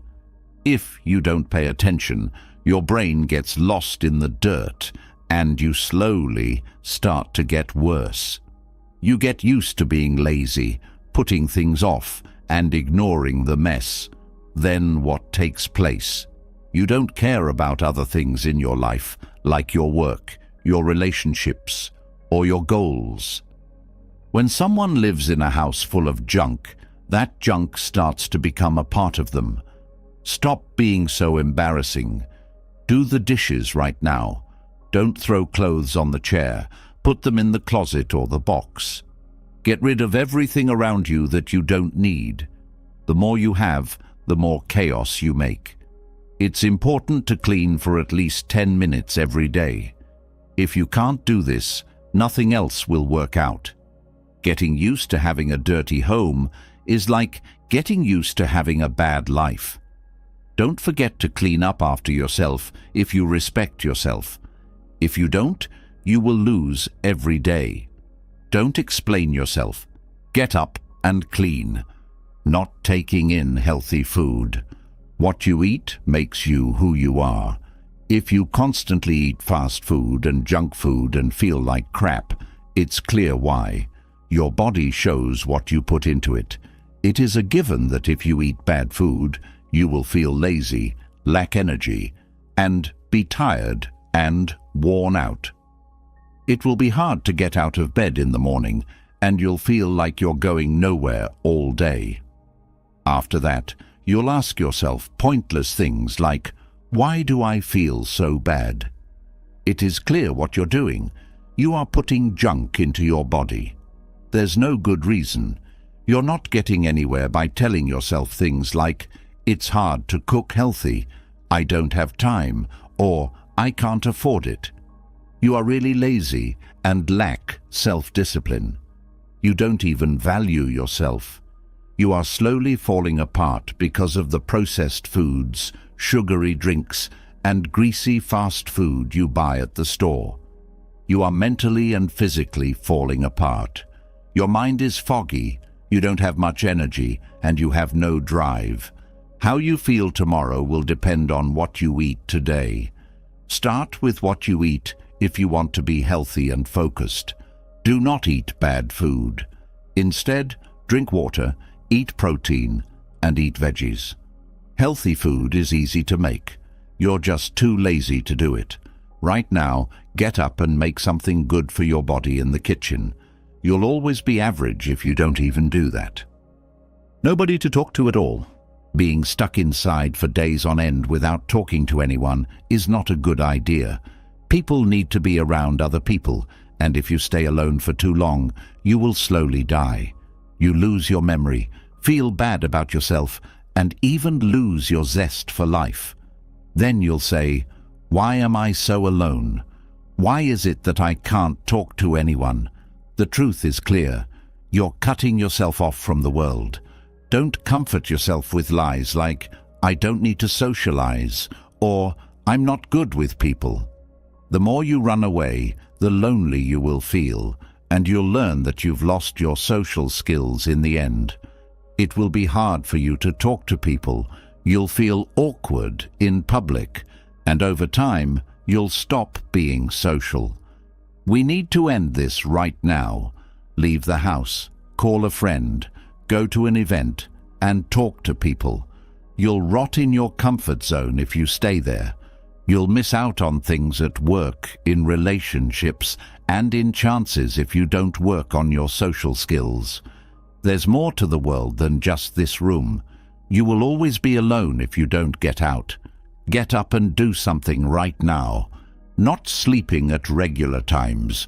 You are ruining your life if you talk on the phone for hours at night, fall asleep in the morning, and then feel tired all day. Not getting enough sleep at normal times will hurt your body and mind. The next morning you're tired, and all day you don't have much energy. You can't focus, and you can't get anything done quickly. After that, you think silly thoughts like, why can't I do anything? Why can't I even curb my bad habits? Don't say things like, I work better at night, or I don't like getting up early. Your body has a biological cycle that changes when you change it. Not getting enough sleep hurts both your body and mind. You lose focus, you become less able to make choices, and your feelings get worse. You need to get enough sleep if you want to be successful. Wake up now and make sleeping a habit. Stick to the same bedtime and wake-up time every day. Also, don't play with your phone before bed. A bad night's sleep leads to a bad life. Getting enough sleep is important if you don't want to be tired and useless all the time. Do what you need to do and stop making excuses. Get your life in order. Not managing money well. You are the only one to blame if you can't make ends meet and always complain about not having enough money. People who can't handle their money can't handle their lives either. You say, I don't have enough money, even though you don't know how much money you make or spend. You don't have any because you don't know how to handle money. You waste money on things you don't need and then whine when you don't have any money left. You have money for coffee, going out to eat, and silly shopping. But you say, I have no money when it comes to spending and saving. You are not changing the way you spend your money, so it is not going where it should. Get up now. Write down everything you spend money on. Figure out how much money you make and spend. Stop buying things you don't need, and spend your money carefully. If you never save any money, you will always be someone who moans about not having enough money. It won't matter how much money you have if you don't know how to handle it. Follow the rules, spend your money wisely, and use it right. You will be slave to money for the rest of your life if you don't. Get up right now and take care of your money. Not getting things in order. It's the worst mistake of your life if you feel alone and still haven't caught up with your life. If you look in the mirror every morning and see that you're messy and dirty, you need to feel bad about how mean you are to yourself. You won't have anyone tell you, get up, get yourself together. You can't respect your life if you don't respect yourself. You will rot even more if you are lazy and messy every day. The chaos inside you shows up on the outside. Being lonely is not a reason to be lazy. There's no need to make things worse just because you feel alone. Not taking care of your hair and clothes is bad for both your body and your mood. You have control over everything. You need to change something if you wake up every day in a bad mood. I will tell you because no one else will. Things will get worse if you don't value yourself. Every day, your bad mood will make things worse for you. You will lose yourself if you don't take care of yourself. You will go backwards every day until one day you won't be able to move. No one wants to see you like this, but no one can fix you. Take a deep breath and get up. If you don't, your bad mood will get so bad that it will kill you. If you keep living this way, no one will save you or help you get back on your feet. Why are you still here? You have chosen to fall apart. You will always have to start over if you don't do anything. Get yourself together right away, or you'll look back and wonder, what have I become? Living without a reason. Life has no point if you don't have a reason for living it. When you wake up in the morning and have nothing to do, or when days go by with nothing happening, being alone will wear you down. Living a life with no goals is a waste of time. Every day will be the same if you don't make a plan. Being alone makes you impossible to solve problems and dulls your thoughts. It's a waste of time to have no plans. Every day that you live without making or achieving anything shrinks you more. It takes away your time. If you don't have any goals, all you know is that your life is empty. There is a way for everyone, but if you can't find it, you'll drown. Everything is a mess if you don't have a plan. When you're this lonely, you're not just by yourself. You're in a deep hole. You are just watching time pass by if you don't have a goal or a reason for being. You don't even deserve to live if you don't have a reason to. If you wake up every day and don't know what to do, you're just living. Don't forget that time is the most important thing. You will end up doing nothing if you don't have a reason to live. After many years, you will look back and ask yourself, what have I done? You will just wait and disappear if you don't do anything. Don't play sports. You have no reason. There is a lot of damage being done to you slowly if you say that you are alone and have time to be lazy. Not taking care of your mental health hurts your physical health too. You will not even be able to stand up and look at yourself in the mirror one day. In addition to making your body healthier, exercise also makes your mind healthier. Every day you get weaker if you don't get up from the chair. Don't believe that being alone makes you lazy. After a while of doing the same things every day, your body will give up. Your body will kill you if you don't move. Being stuck in one place makes you sick, weak, and unlivable. Every day sitting around will kill you mentally and physically. You fall apart on the inside as well as the outside if you don't work out. You will fall apart before you get old if you don't do anything. Your body will rust and your mind will get lazy. One day, when you wake up and look at yourself, all you'll see is a mess. When you don't work out, you get stuck. The body gets weaker, health worsens, and energy levels drop when muscles don't work. Weakness in the body makes the mind weak too. You will turn into a pile if you don't do anything. You kill a little more every minute you don't work out. You will have problems with your body if you don't take care of it. Get up and move around already. Or you'll cry one day and ask, what have I become? Not putting enough emphasis on personal growth. If you don't put effort into mental growth, you're hurting your own brain. Do not waste any more time. If you do not learn anything and get better, then you are dead. Why do you live? Is it enough for you to be a normal, simple person and do the same things every day? You will lose brain power if you don't read books and learn new things. You only survive, not live, if you do the same thing every day and don't learn anything new. Mental laziness takes over, and then you wake up one day to find that you're in charge of everything. You go backwards if you don't keep getting better. Every day you need to learn something new. If not, you're just an empty person who wakes up and goes to sleep. You have to work on yourself. You can't avoid it. You need to learn something new every day if you want to be creative and flow like a river. There is only way to keep your life from becoming dull. Be hungry for knowledge. It's important to change with the times, or you'll lose touch with the rest of the world and look old. You will move farther and farther backwards every day. You will be nothing but body and blood if you don't work on your own mind. Being mentally lazy will kill you. Stopping to learn will make you forget things and become stupid over time. You need to find out how much you can do. You won't be able to go back if you don't improve your brain. Do something right now to learn something and get better. You will feel bad about it one day if you don't. Not giving up bad habits. Staying stuck in bad habits hurts you. Drugs, alcohol, and tobacco all make you feel worse. They hold you back like chains. Do you think they make you feel better when you're sad?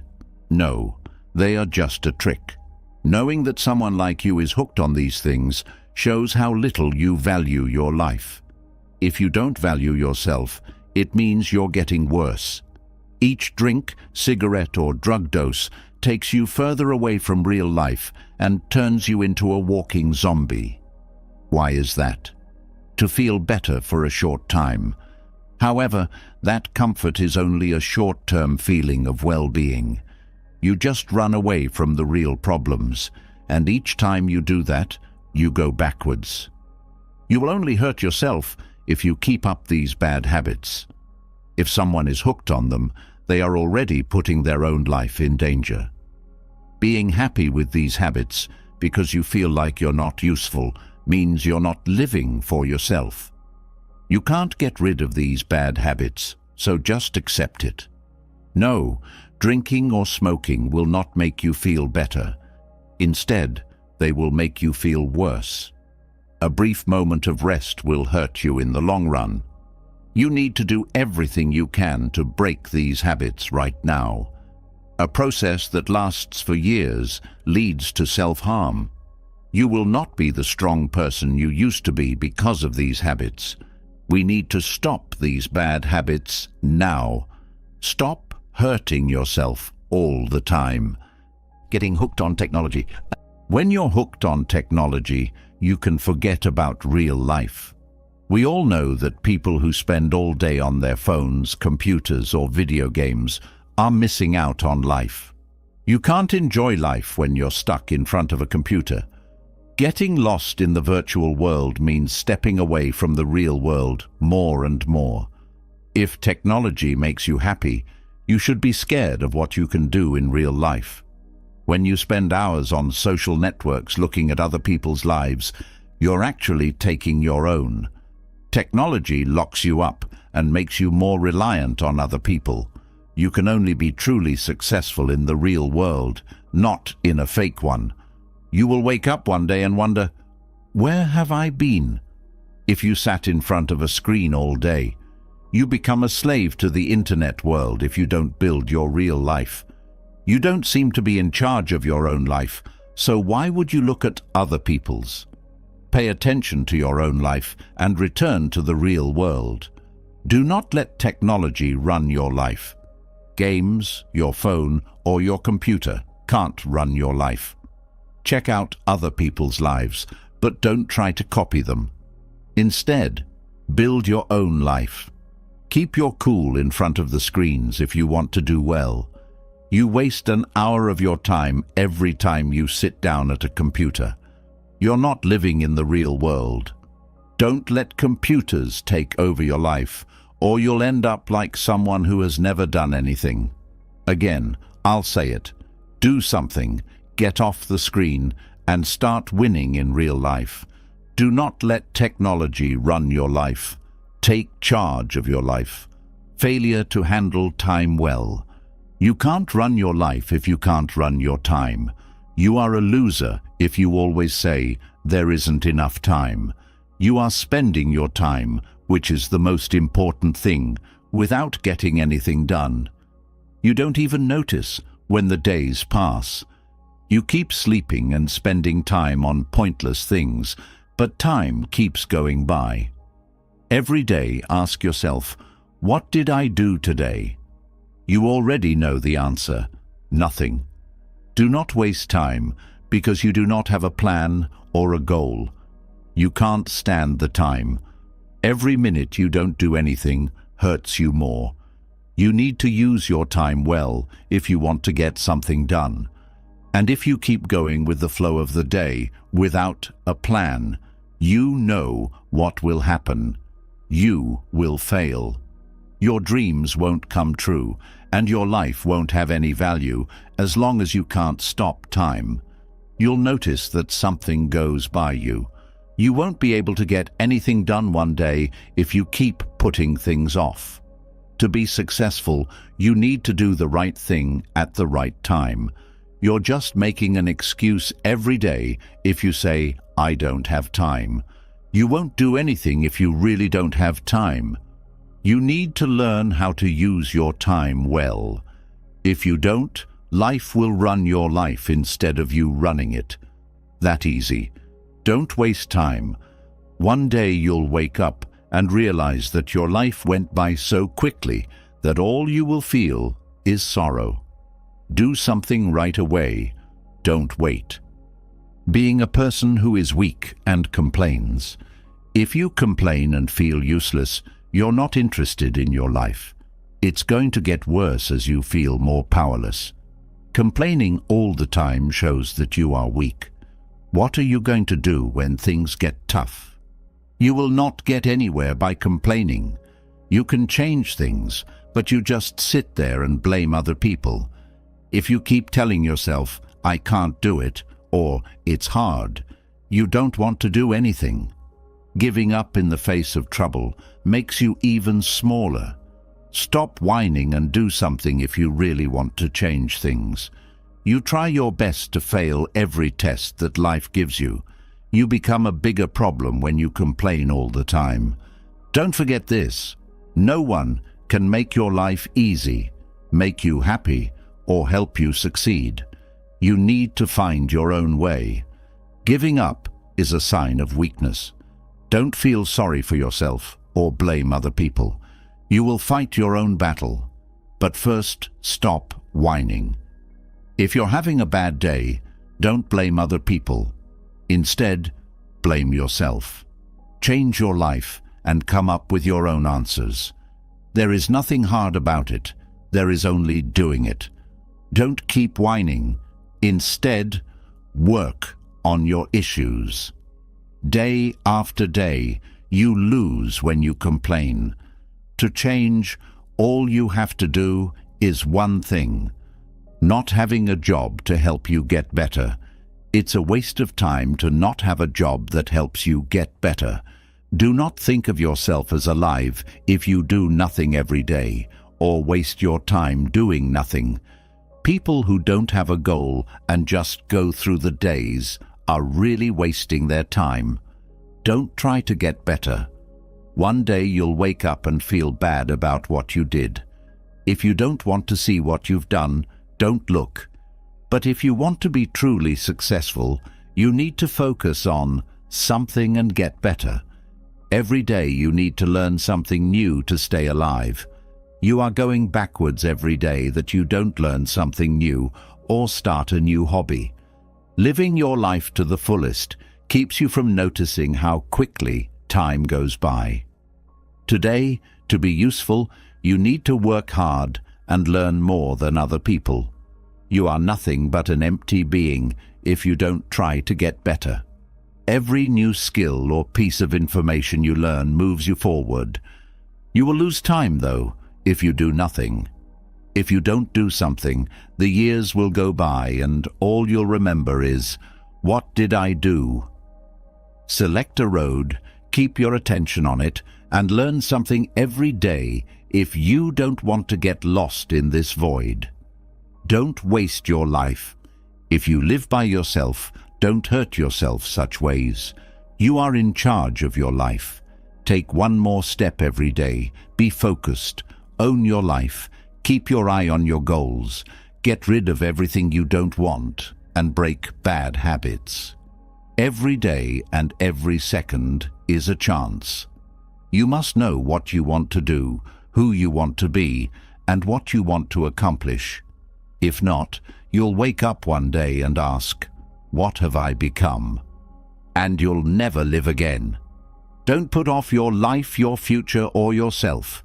You can choose to go your own way, or the world will crush you. A lot of people believe that living alone is free. However, if you can't keep yourself in check, that freedom will slowly get the best of you.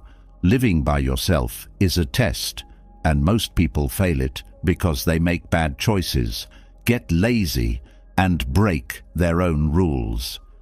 I am going to show you 14 terrible things you should not do if you live alone today. Get your act together if you're making them. Let's do it. Having a messy and dirty home. Take a look around. If where you live is a dump, you probably are too.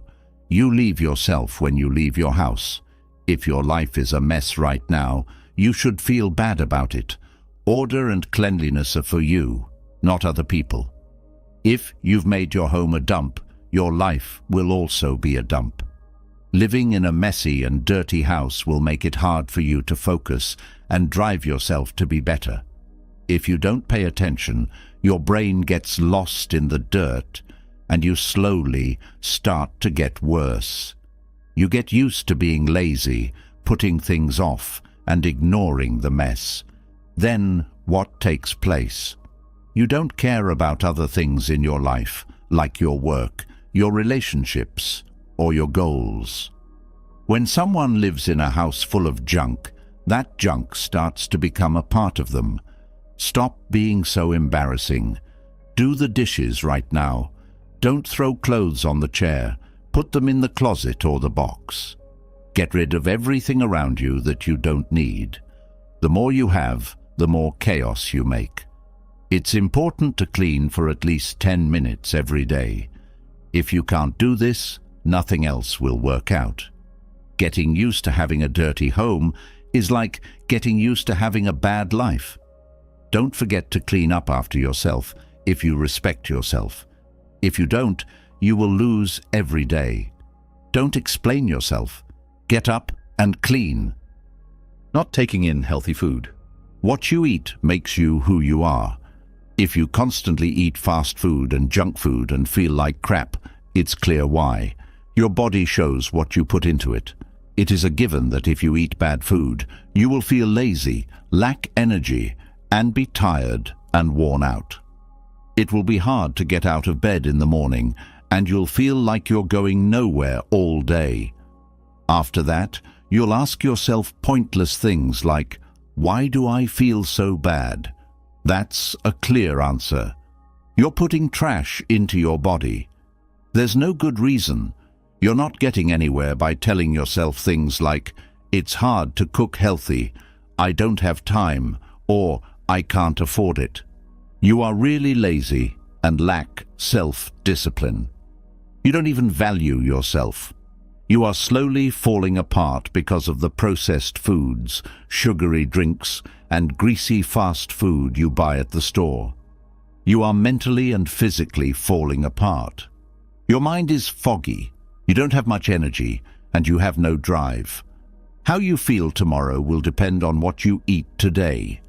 Start with what you eat if you want to be healthy and focused. Do not eat bad food. Instead, drink water, eat protein, and eat veggies. Healthy food is easy to make. You're just too lazy to do it. Now get up, go to the kitchen, and make your body something good. You will always be average if you don't even do that. Not talking to anyone at all. If you stay inside for days without talking to anyone, you're doing something very wrong. Man is social by nature, and over time, if you spend too much time alone, you will lose your edge. You lose your memory, feel bad about yourself, and even lose your zest for life. Then you ask, why am I so alone? Why is it that I can't talk to anyone? The truth is clear. You're cutting yourself off from the world. Don't comfort yourself with reasons like, I don't need to connect with other people, or I'm not good with people. As time goes on, running away will only make you feel more alone, and you'll learn that you've forgotten how to get along with other people. It will be hard for you to talk to people. You'll feel awkward in public, and over time, you'll stop being social. It's time to end this mess. Leave the house, call a friend, go to an event, and talk to people. You will rot in your safe zone if you stay there. You will miss out on things at work, in relationships, and in opportunities if you don't work on your social skills. There's more to the world than just this room. You will always be alone if you don't go out. Get up and do something right now. Having trouble sleeping at times? You are ruining your life if you talk on the phone for hours at night, fall asleep in the morning, and then feel tired all day. Not getting enough sleep at normal times will hurt your body and mind. You wake up tired and don't have much energy during the day. You can't focus and get anything done quickly. After that, you think silly thoughts like, why can't I do anything? Why can't I even curb my bad habits? Don't say things like, I work better at night, or I don't like getting up early. Your body has a biological cycle that changes when you change it. Not getting enough sleep hurts both your body and mind. Your ability to focus gets worse. You have trouble making choices, and your feelings get worse. The way you sleep is very important if you want to be successful. Get up right now and make up your mind to sleep. Every day, go to bed and wake up at the same time. Also, don't play with your phone before bed. A bad night's sleep leads to a bad life. You will be tired, worn out, and unable to do anything every day if you don't plan your sleep. Admit when you're wrong, follow through, and get your life in order. Not managing money well. You are the only one to blame if you can't make ends meet and always worry about not having enough money. People who can't handle their money can't handle their lives either. You say, I don't have enough money, even though you don't know how much money you make or spend. You don't have any because you don't know how to handle money. You waste money on things you don't need and then whine when you don't have any money left. You say you don't have any money when you really mean you do, but you spend it on coffee, eating out, and silly things. You are spending your money on the wrong things, and you aren't doing anything to change that. Get up already. Keep track of your spending. Figure out how much money you make and how much you spend. Stop buying things you don't need, and be smart about how you spend your money.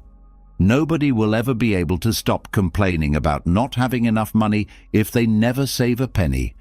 It won't matter how much money you have if you don't know how to handle it. Follow the rules, spend your money wisely, and use it right. You will be slave to money for the rest of your life if you don't. Get up right now and take care of your money. Not getting things in order. It's the worst mistake of your life if you feel alone and still haven't caught up with your life.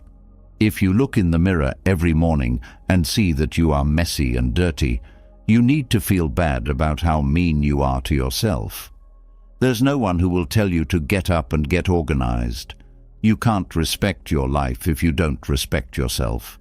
You will rot even more if you are lazy and messy every day. The chaos inside you shows up on the outside. Being lonely is not a reason to be lazy. You may feel alone, but that shouldn't make things worse. Not taking care of your hair and clothes is bad for both your body and your mood. You are in charge of everything. You need to change something if you wake up every day in a bad mood. I will tell you, because no one else will. Things will get worse if you don't value yourself. Every day, your bad mood will make things worse for you. You will lose who you are over time if you don't take care of yourself. You'll go backwards every day, and one day you won't even be able to take a step. No one wants to see you like this, but no one can fix you. Take a deep breath and get up. If you don't, your bad mood will get so bad that it will kill you. If you keep living this way, no one will save you or help you get back on your feet. Why are you still here? You have chosen to fall apart. You will always have to start over if you don't do anything. Get yourself together right away, or you'll look back and wonder, what have I become? Living without a reason. Life has no point if you don't have a reason for living it. When you wake up in the morning and have nothing to do, or when days go by with nothing happening, being alone will wear you down. You are losing your life if you don't have a reason to live. Every day will be the same if you don't make a plan. Being alone makes you impossible to solve problems and dulls your thoughts. It's a waste of time to have no plans. Every day that you live without making or achieving anything shrinks you more. It takes away your time. If you don't have any goals, all you know is that your life is empty. There is a way for everyone, but if you can't find it, you'll drown. Everything's a mess if you don't have a plan. At this point, being lonely doesn't just leave you alone. It puts you in a deep hole. If you don't have a reason for being, you're just letting time pass. You don't even have the right to live if you don't have a reason to. If you wake up every day and don't know what to do, you're just living. Don't forget that time is the most important thing.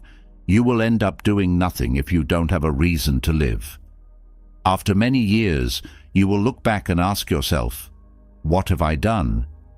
You will just wait and disappear if you don't do anything. Don't play sports. You have no reason. If you say you're by yourself and have time to be lazy, you should know that things are going badly for you. Not taking care of your mental health hurts your physical health too. You will not even be able to stand up and look at yourself in the mirror one day. In addition to making your body healthier, exercise also makes your mind healthier. Every day you get weaker if you don't get up from the chair. Don't believe that being alone makes you lazy. After a while of doing the same things every day, your body will give up. Your body will kill you if you don't move. Being stuck in one place makes you sick, weak, and unlivable. Spending all day sitting around is bad for your mind and body. You fall apart on the inside as well as the outside if you don't work out. You will fall apart before you get old if you don't do anything. Your body will rust and your mind will get lazy. One day, when you wake up and look at yourself, all you'll see is a mess. When you don't work out, you get stuck. The body gets weaker, health worsens, and energy levels drop when muscles don't work. Weakness in the body makes the mind weak too. You will turn into a pile if you don't do anything. You kill a little more every minute you don't work out. You will have problems with your body if you don't take care of it. Get up and move around already. Or you'll cry one day and ask, what have I become? Not putting enough emphasis on personal growth. If you don't put effort into mental growth, you're hurting your own brain. Do not waste any more time. If you do not learn anything and get better, then you are dead. Why do you live?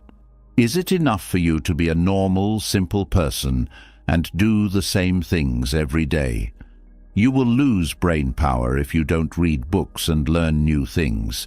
You only survive, not live, if you do the same thing every day and don't learn anything new. Mental laziness takes over, and then you wake up one day to find that you're in charge of everything. You go backwards if you don't keep getting better. Every day you need to learn something new. If not, you're just an empty person who wakes up and goes to sleep. You have to work on yourself. You can't avoid it. You need to learn something new every day if you want to be creative and flow like a river. There is only way to keep your life from becoming dull. Be hungry for knowledge. It's important to change with the times, or you'll lose touch with the rest of the world and look old. You will move farther and farther backwards every day. You will be nothing but body and blood if you don't work on your own mind. Being mentally lazy will kill you. Stopping to learn will make you forget things and become stupid over time. You need to find out how much you can do. You won't be able to go back if you don't improve your brain. Do something right now to learn something and get better. You will feel bad about it one day if you don't. Not giving up bad habits. Staying stuck in bad habits hurts you. Drugs, alcohol, and tobacco all make you feel worse. They hold you back like chains. Do you think they make you feel better when you're sad? No, they are just a trick. Knowing that someone like you is hooked on these things shows how little you value your life. If you don't value yourself, it means you're getting worse. Each drink, cigarette, or drug dose takes you further away from real life and turns you into a walking zombie. Why is that? To feel better for a short time. However, that comfort is only a short-term feeling of well-being. You just run away from the real problems, and each time you do that, you go backwards. You will only hurt yourself if you keep up these bad habits. If someone is hooked on them, they are already putting their own life in danger. Being happy with these habits because you feel like you're not useful means you're not living for yourself. You can't get rid of these bad habits, so just accept it. No, drinking or smoking will not make you feel better. Instead, they will make you feel worse. A brief moment of rest will hurt you in the long run. You need to do everything you can to break these habits right now. A process that lasts for years leads to self-harm.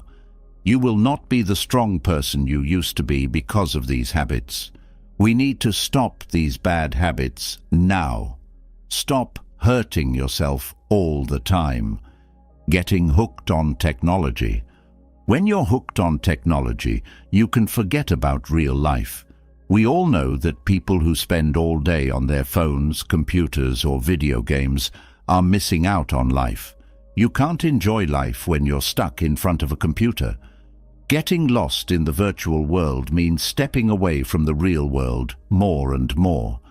If technology makes you happy, you should be scared of what you can do in real life.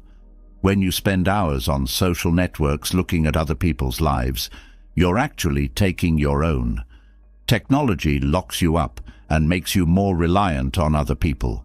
You can only be truly successful in the real world, not in a fake one. You will wake up one day and wonder, where have I been? If you sat in front of a screen all day, you become a slave to the internet world if you don't build your real life. You don't seem to be in charge of your own life, so why would you look at other people's? Pay attention to your own life and return to the real world. Do not let technology run your life. Games, your phone, or your computer can't run your life. Check out other people's lives, but don't try to copy them. Instead, build your own life. Keep your cool in front of the screens if you want to do well.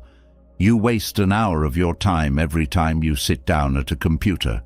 You're not living in the real world. Don't let computers take over your life, or you'll end up like someone who has never done anything. Again, I'll say it. Do something. Get off the screen and start winning in real life. Do not let technology run your life. Take charge of your life. Failure to handle time well. You can't run your life if you can't run your time. You are a loser if you always say, there isn't enough time. You are spending your time, which is the most important thing, without getting anything done. You don't even notice when the days pass. You keep sleeping and spending time on pointless things, but time keeps going by. Every day, ask yourself, what did I do today? You already know the answer, nothing. Do not waste time because you do not have a plan or a goal. You can't stand the time. Every minute you don't do anything hurts you more. You need to use your time well if you want to get something done. And if you keep going with the flow of the day without a plan, you know what will happen.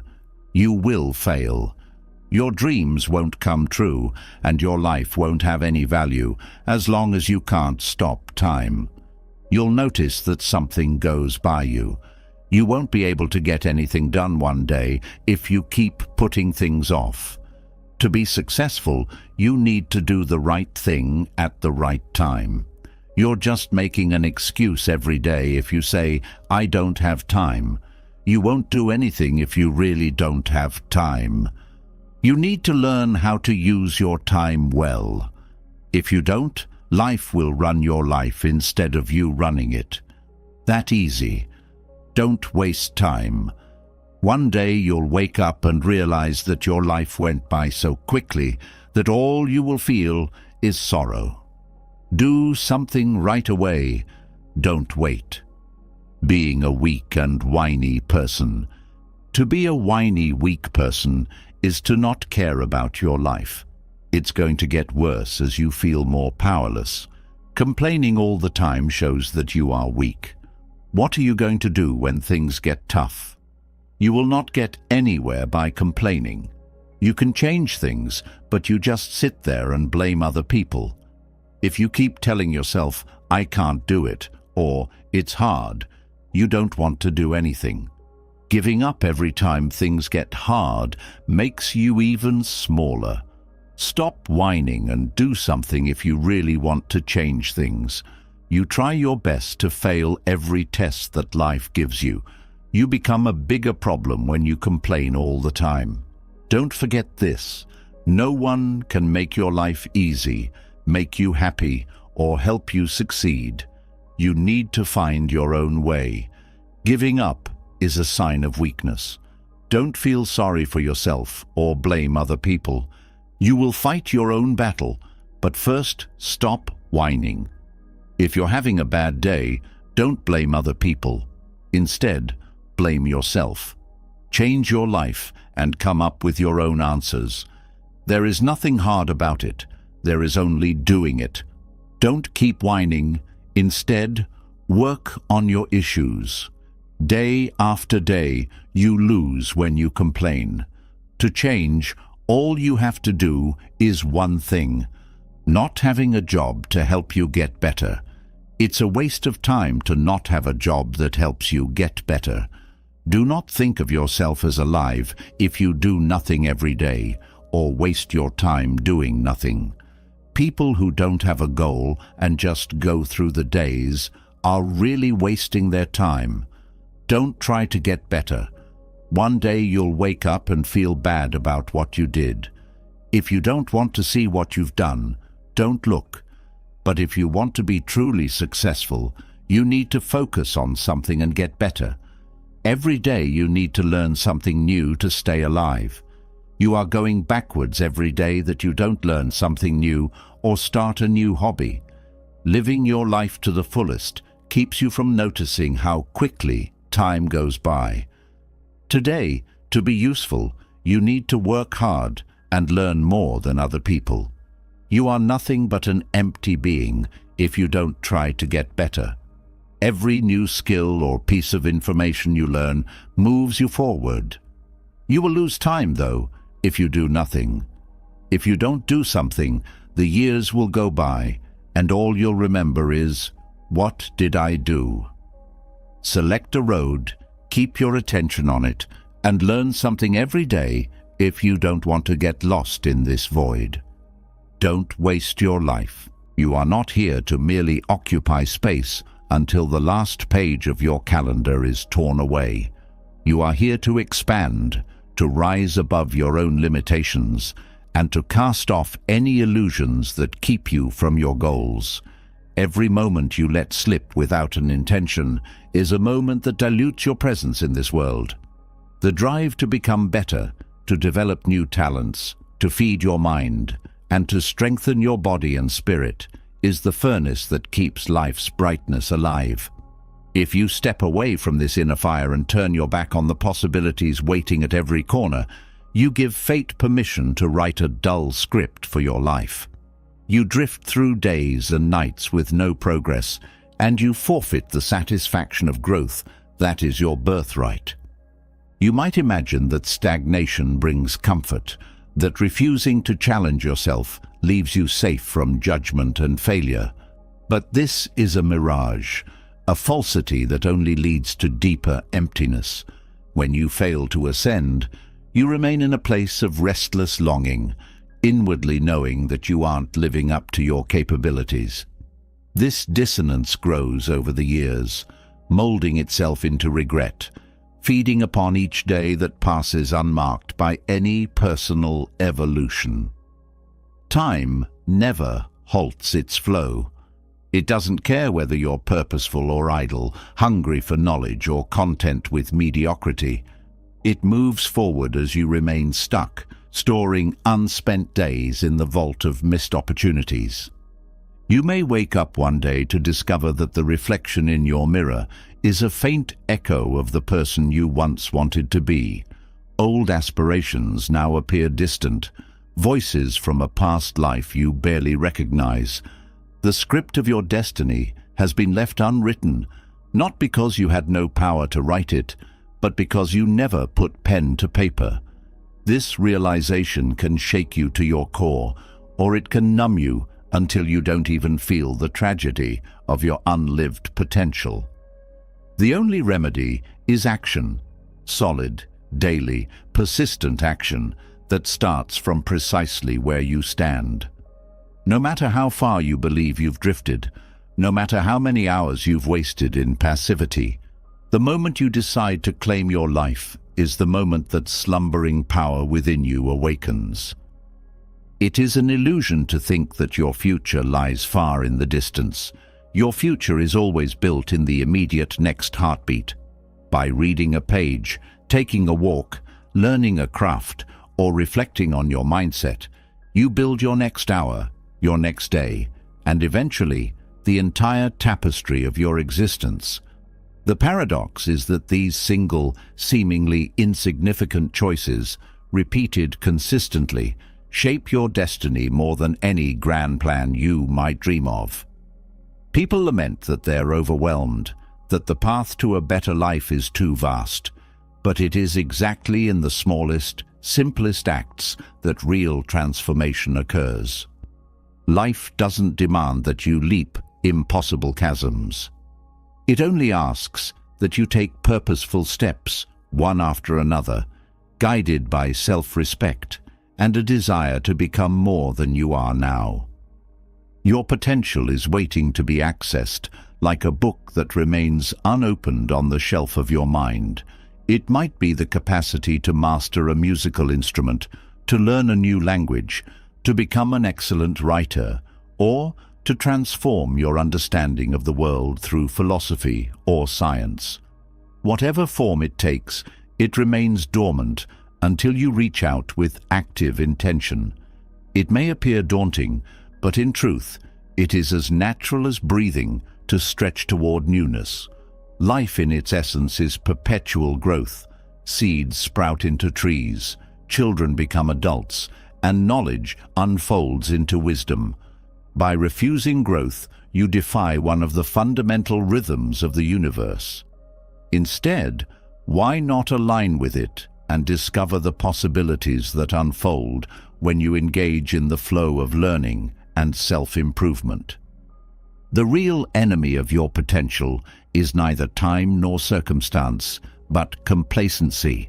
Complacency whispers that you've done enough, that tomorrow is another day, that you can wait for the perfect mood or the perfect situation to act. But tomorrow is a blank check that often goes uncashed.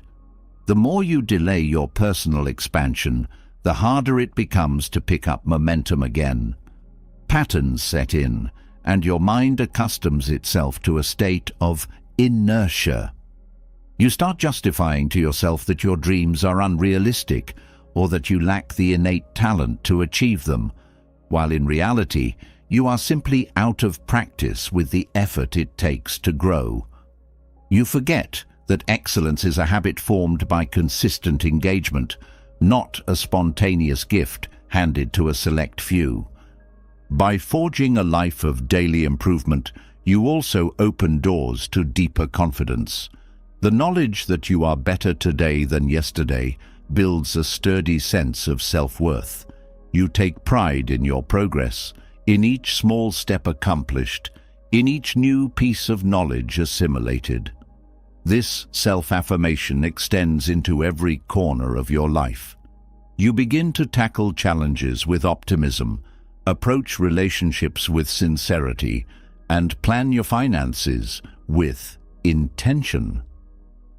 Even your rest becomes meaningful because you know you've earned it through the sweat of genuine effort rather than the resignation of passivity. You no longer feel time slipping away as something you can't control. You start to measure it in increments of achievement.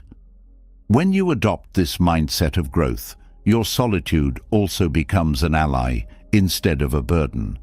Living alone doesn't have to be a curse if you use that space for reflection, practice, and self-discovery. The world can rush by outside your windows, but inside your sanctuary, you find your center. Instead of letting isolation erode you, you channel that quiet into reading, exercising, creating, or planning. You are not afraid to sit with your own thoughts, because you have fashioned them into constructive forces. Fear, insecurity, and doubt may arise as they do in every human mind, but now you have a framework for addressing them. You face them head-on, glean lessons from them, and transform them into energies for movement. Day by day, you become a person who can stand alone without feeling lonely, because your own presence is dynamic and engaging. New ideas circulate in your head. Your body vibrates with the health you cultivate through mindful habits. Your environment sparkles with order, reflecting the harmony you're creating within. Other people notice your transformation. They sense a calm perseverance in your demeanor, a quiet assurance that you are steering your life with steady hands. You haven't arrived at this peace by chance, but through hundreds of micro-decisions that align with your chosen direction. You no longer feel the need to fill the emptiness with fleeting pleasures or compulsive distractions, because you've made productivity and creativity part of your foundational nature. Once you see how fulfilling it is to be in control of your growth, it becomes increasingly difficult to revert to complacency. The glimpse of progress acts like a beacon, guiding you to replicate and exceed yesterday's achievements. You get a thrill from forging new neural pathways, from feeling your body adapt to physical challenges, from glimpsing fresh horizons of knowledge. The satisfaction that once came from ephemeral indulgences pales in comparison to the quieter but more profound satisfaction of mastery, discipline, and resilience. It's a joyous, self-sustaining cycle. Growth fosters motivation, and motivation fuels further growth. Of course, the path isn't without hurdles. You'll experience setbacks, days when your discipline wavers, when your mind is clouded by doubts, or when you question whether this journey truly matters. But these moments are also opportunities to deepen your commitment. If you can remain calm when motivation ebbs, if you can continue in your practices despite feeling uninspired, then you achieve a new layer of mental strength. You recognize that maturity is in doing what's beneficial for you even when the initial excitement has worn off. That is how you transform fleeting passion into lifelong perseverance. You are forging a mind that, while it can appreciate moments of rest and enjoyment, never surrenders its overarching desire to progress. Obstacles do not exist to be curses, but to be catalysts. A portion of wisdom from ancient thinkers reminds us that adversity is merely a test, a measuring rod for how deeply we've anchored our values and goals. When you embrace challenge, you transform fear into courage and frustration into determination. Each trial surmounted adds bricks to the fortress of your self-esteem. You discover more about your potential strengths and also about your hidden weaknesses, which themselves become areas ripe for constructive attention. Instead of shying away from what you cannot do, you break it down into smaller segments and practice until it becomes possible. Your living environment, too, becomes a reflection of your respect for yourself. The routine of tidying your space each day or cooking nutritious meals is not a chore you must resent, but a ritual that honors your life. This sense of respect extends to how you use your time, your energy, and even your money. By cleaning up the tangibles around you, you also clarify the intangibles within you. The methodical action of putting things in their place teaches you how to bring order to your thoughts and emotions. The repeated pattern of preparing wholesome meals trains you to nurture yourself with what benefits you most. In the details of your daily routine, you find countless openings to refine your habits and align them more fully with your long-term intentions. When you rise each morning, you can light your mind with a simple vow to make today an improvement upon yesterday. It might be a tiny tweak, a new stretch, a fresh page read, a single constructive phone call made. But these small changes accumulate like drops of water shaping a canyon. Over weeks and months, you look back and see that what once felt like insurmountable differences between who you are and who you want to be have eroded. You've inched closer to that ideal version of yourself, and the horizon of possibility grows broader. You realize that the depth of what you can achieve is not fixed by your past, but expanded by your everyday choices. There will always be distractions, emotional triggers, and the lure of unproductive habits. Perhaps the biggest deception is telling yourself that you lack the willpower or energy to strive for better. Yet, willpower's not an innate trait reserved for a few. It's a muscle that develops with consistent practice. In the same way you gain strength by lifting a weight repeatedly, you gain discipline by following through on small promises to yourself, again and again. Fail to cultivate this inner muscle, and it weakens from disuse. Exercise it regularly, and you develop formidable resilience that can withstand life's storms. Fear of failure frequently stops people from starting. They believe that if they cannot guarantee a brilliant outcome, it's safer not to try. But what is failure if not a feedback mechanism, an unmasking of assumptions or weaknesses that can be improved upon? Without failing, you learn nothing about your boundaries. With it, you discover where your edges lie and how to sharpen or extend them. The real danger is succeeding at nothing simply because you never risked anything.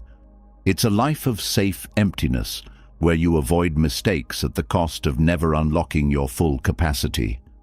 By reinterpreting failure as growth, you free yourself to engage wholeheartedly in the process. Comparisons to others can also sap your determination. It's easy to get lost in envy or discouragement when you see someone else excelling in an area where you've barely begun. But their progress need not diminish you. Instead, use it as a spark. Observe what they do, their habits, their mindset, their strategies. Learn from them. Celebrate their achievements while remaining focused on your own trajectory. Life isn't a race with a single finish line. It's more like an individual expedition where each person charts distinct paths according to their calling. Indeed, the only comparison that truly matters is whether you are better than you were yesterday. If the answer is yes, even by a fraction, you are moving in the right direction. Internal negativity, however, often stands in the way. It might cloak itself as cynicism, self-criticism, or raw doubt. These voices question your dreams, belittle your attempts, and remind you of past disappointments. Yet, if you inspect these internal obstacles more closely, you'll see they are echoes of fear or learned patterns. They aren't essential truths. You can consciously unlearn the negativity by replacing it with encouraging statements, by celebrating small milestones, or by surrounding yourself with people and information that support positivity. The brain is malleable, and whatever you feed it becomes the default mode over time. If you repeatedly tell yourself you can't, you'll prove yourself right. If you repeatedly affirm your capacity to grow, you'll find ways to do so. When you gain internal clarity, your outward actions become more decisive. Procrastination loses its grip because your reasons for moving forward are now stronger than the inertia of staying still. You feel compelled to use every bit of time with purpose. Even your leisure hours become mindful. Moments of relaxation turn into forms of restoration that prepare you for the next round of effort, instead of mindless escapes that leave you feeling more drained. The calm you cultivate allows you to see more opportunities and to value each day as a gift. You embrace the present moment not just for fleeting pleasures, but as a golden chance to cultivate your future harvest. There is also an important connection between the mind and body in this pursuit of betterment. Physical exercise isn't just about building a more agile physique. It also fosters mental resilience and emotional stability. The discipline involved in pushing your muscles mirrors the discipline needed to push past mental barriers. There's a reason that so many high achievers incorporate regular workouts or daily physical activities into their routines. They recognize that the state of the body influences the state of the mind. Endorphins released during exercise enhance your mood, sharpen your focus, and reduce stress. You return from a good workout session not only with stronger muscles, but also with renewed confidence to tackle tasks that challenge your intellect or creativity. Even small acts of self-care, like taking a quiet walk to reflect on your day or preparing a fresh meal, become stepping stones toward the larger aim of continuous self-improvement. These acts align your spirit with growth, reaffirming the message, "I'm worth the effort." And the more you show yourself such respect, the less you tolerate toxic behaviors or influences. You guard your energy and your peace of mind because you understand their direct impact on your path. You don't do this from a place of arrogance. You do it from self-understanding, acknowledging that you can only pour into the world what you have first cultivated within. Draining environments and negative relationships no longer feel permissible because they pull you backwards from everything you're working to accomplish. Over time, this consistent approach to development fosters what can be called an internal leadership. You become the leader of your own life, setting the tone for your thoughts and actions regardless of external approval or disapproval. This leadership means you hold yourself accountable, you track your progress, and you correct your trajectory when you notice drift. You don't wait passively for circumstances to change. You initiate the changes you need. You become a quiet force that others might admire or seek advice from. Those who witness your steady transformation may wonder what ignited it, but the simple truth is that you decided to honor your life with genuine commitment. Some days, your drive may be less than at other times, and that's entirely normal. The path of growth isn't a straight line. It's a rolling landscape with peaks of inspiration and valleys of doubt or fatigue. However, if your foundation is built on true determination, you push through the low points without giving up. You recalibrate if necessary, maybe adjusting your tactics or your timeline, but you don't toss away your overarching vision. That unwavering dedication to the bigger picture is what sets you apart from someone who quits at the first sign of struggle. In the end, resilience is about standing back up more times than you fall. When you reach a certain point in your journey, You'll notice an internal shift where you become less fixated on short-term wins and more enthralled by the process itself.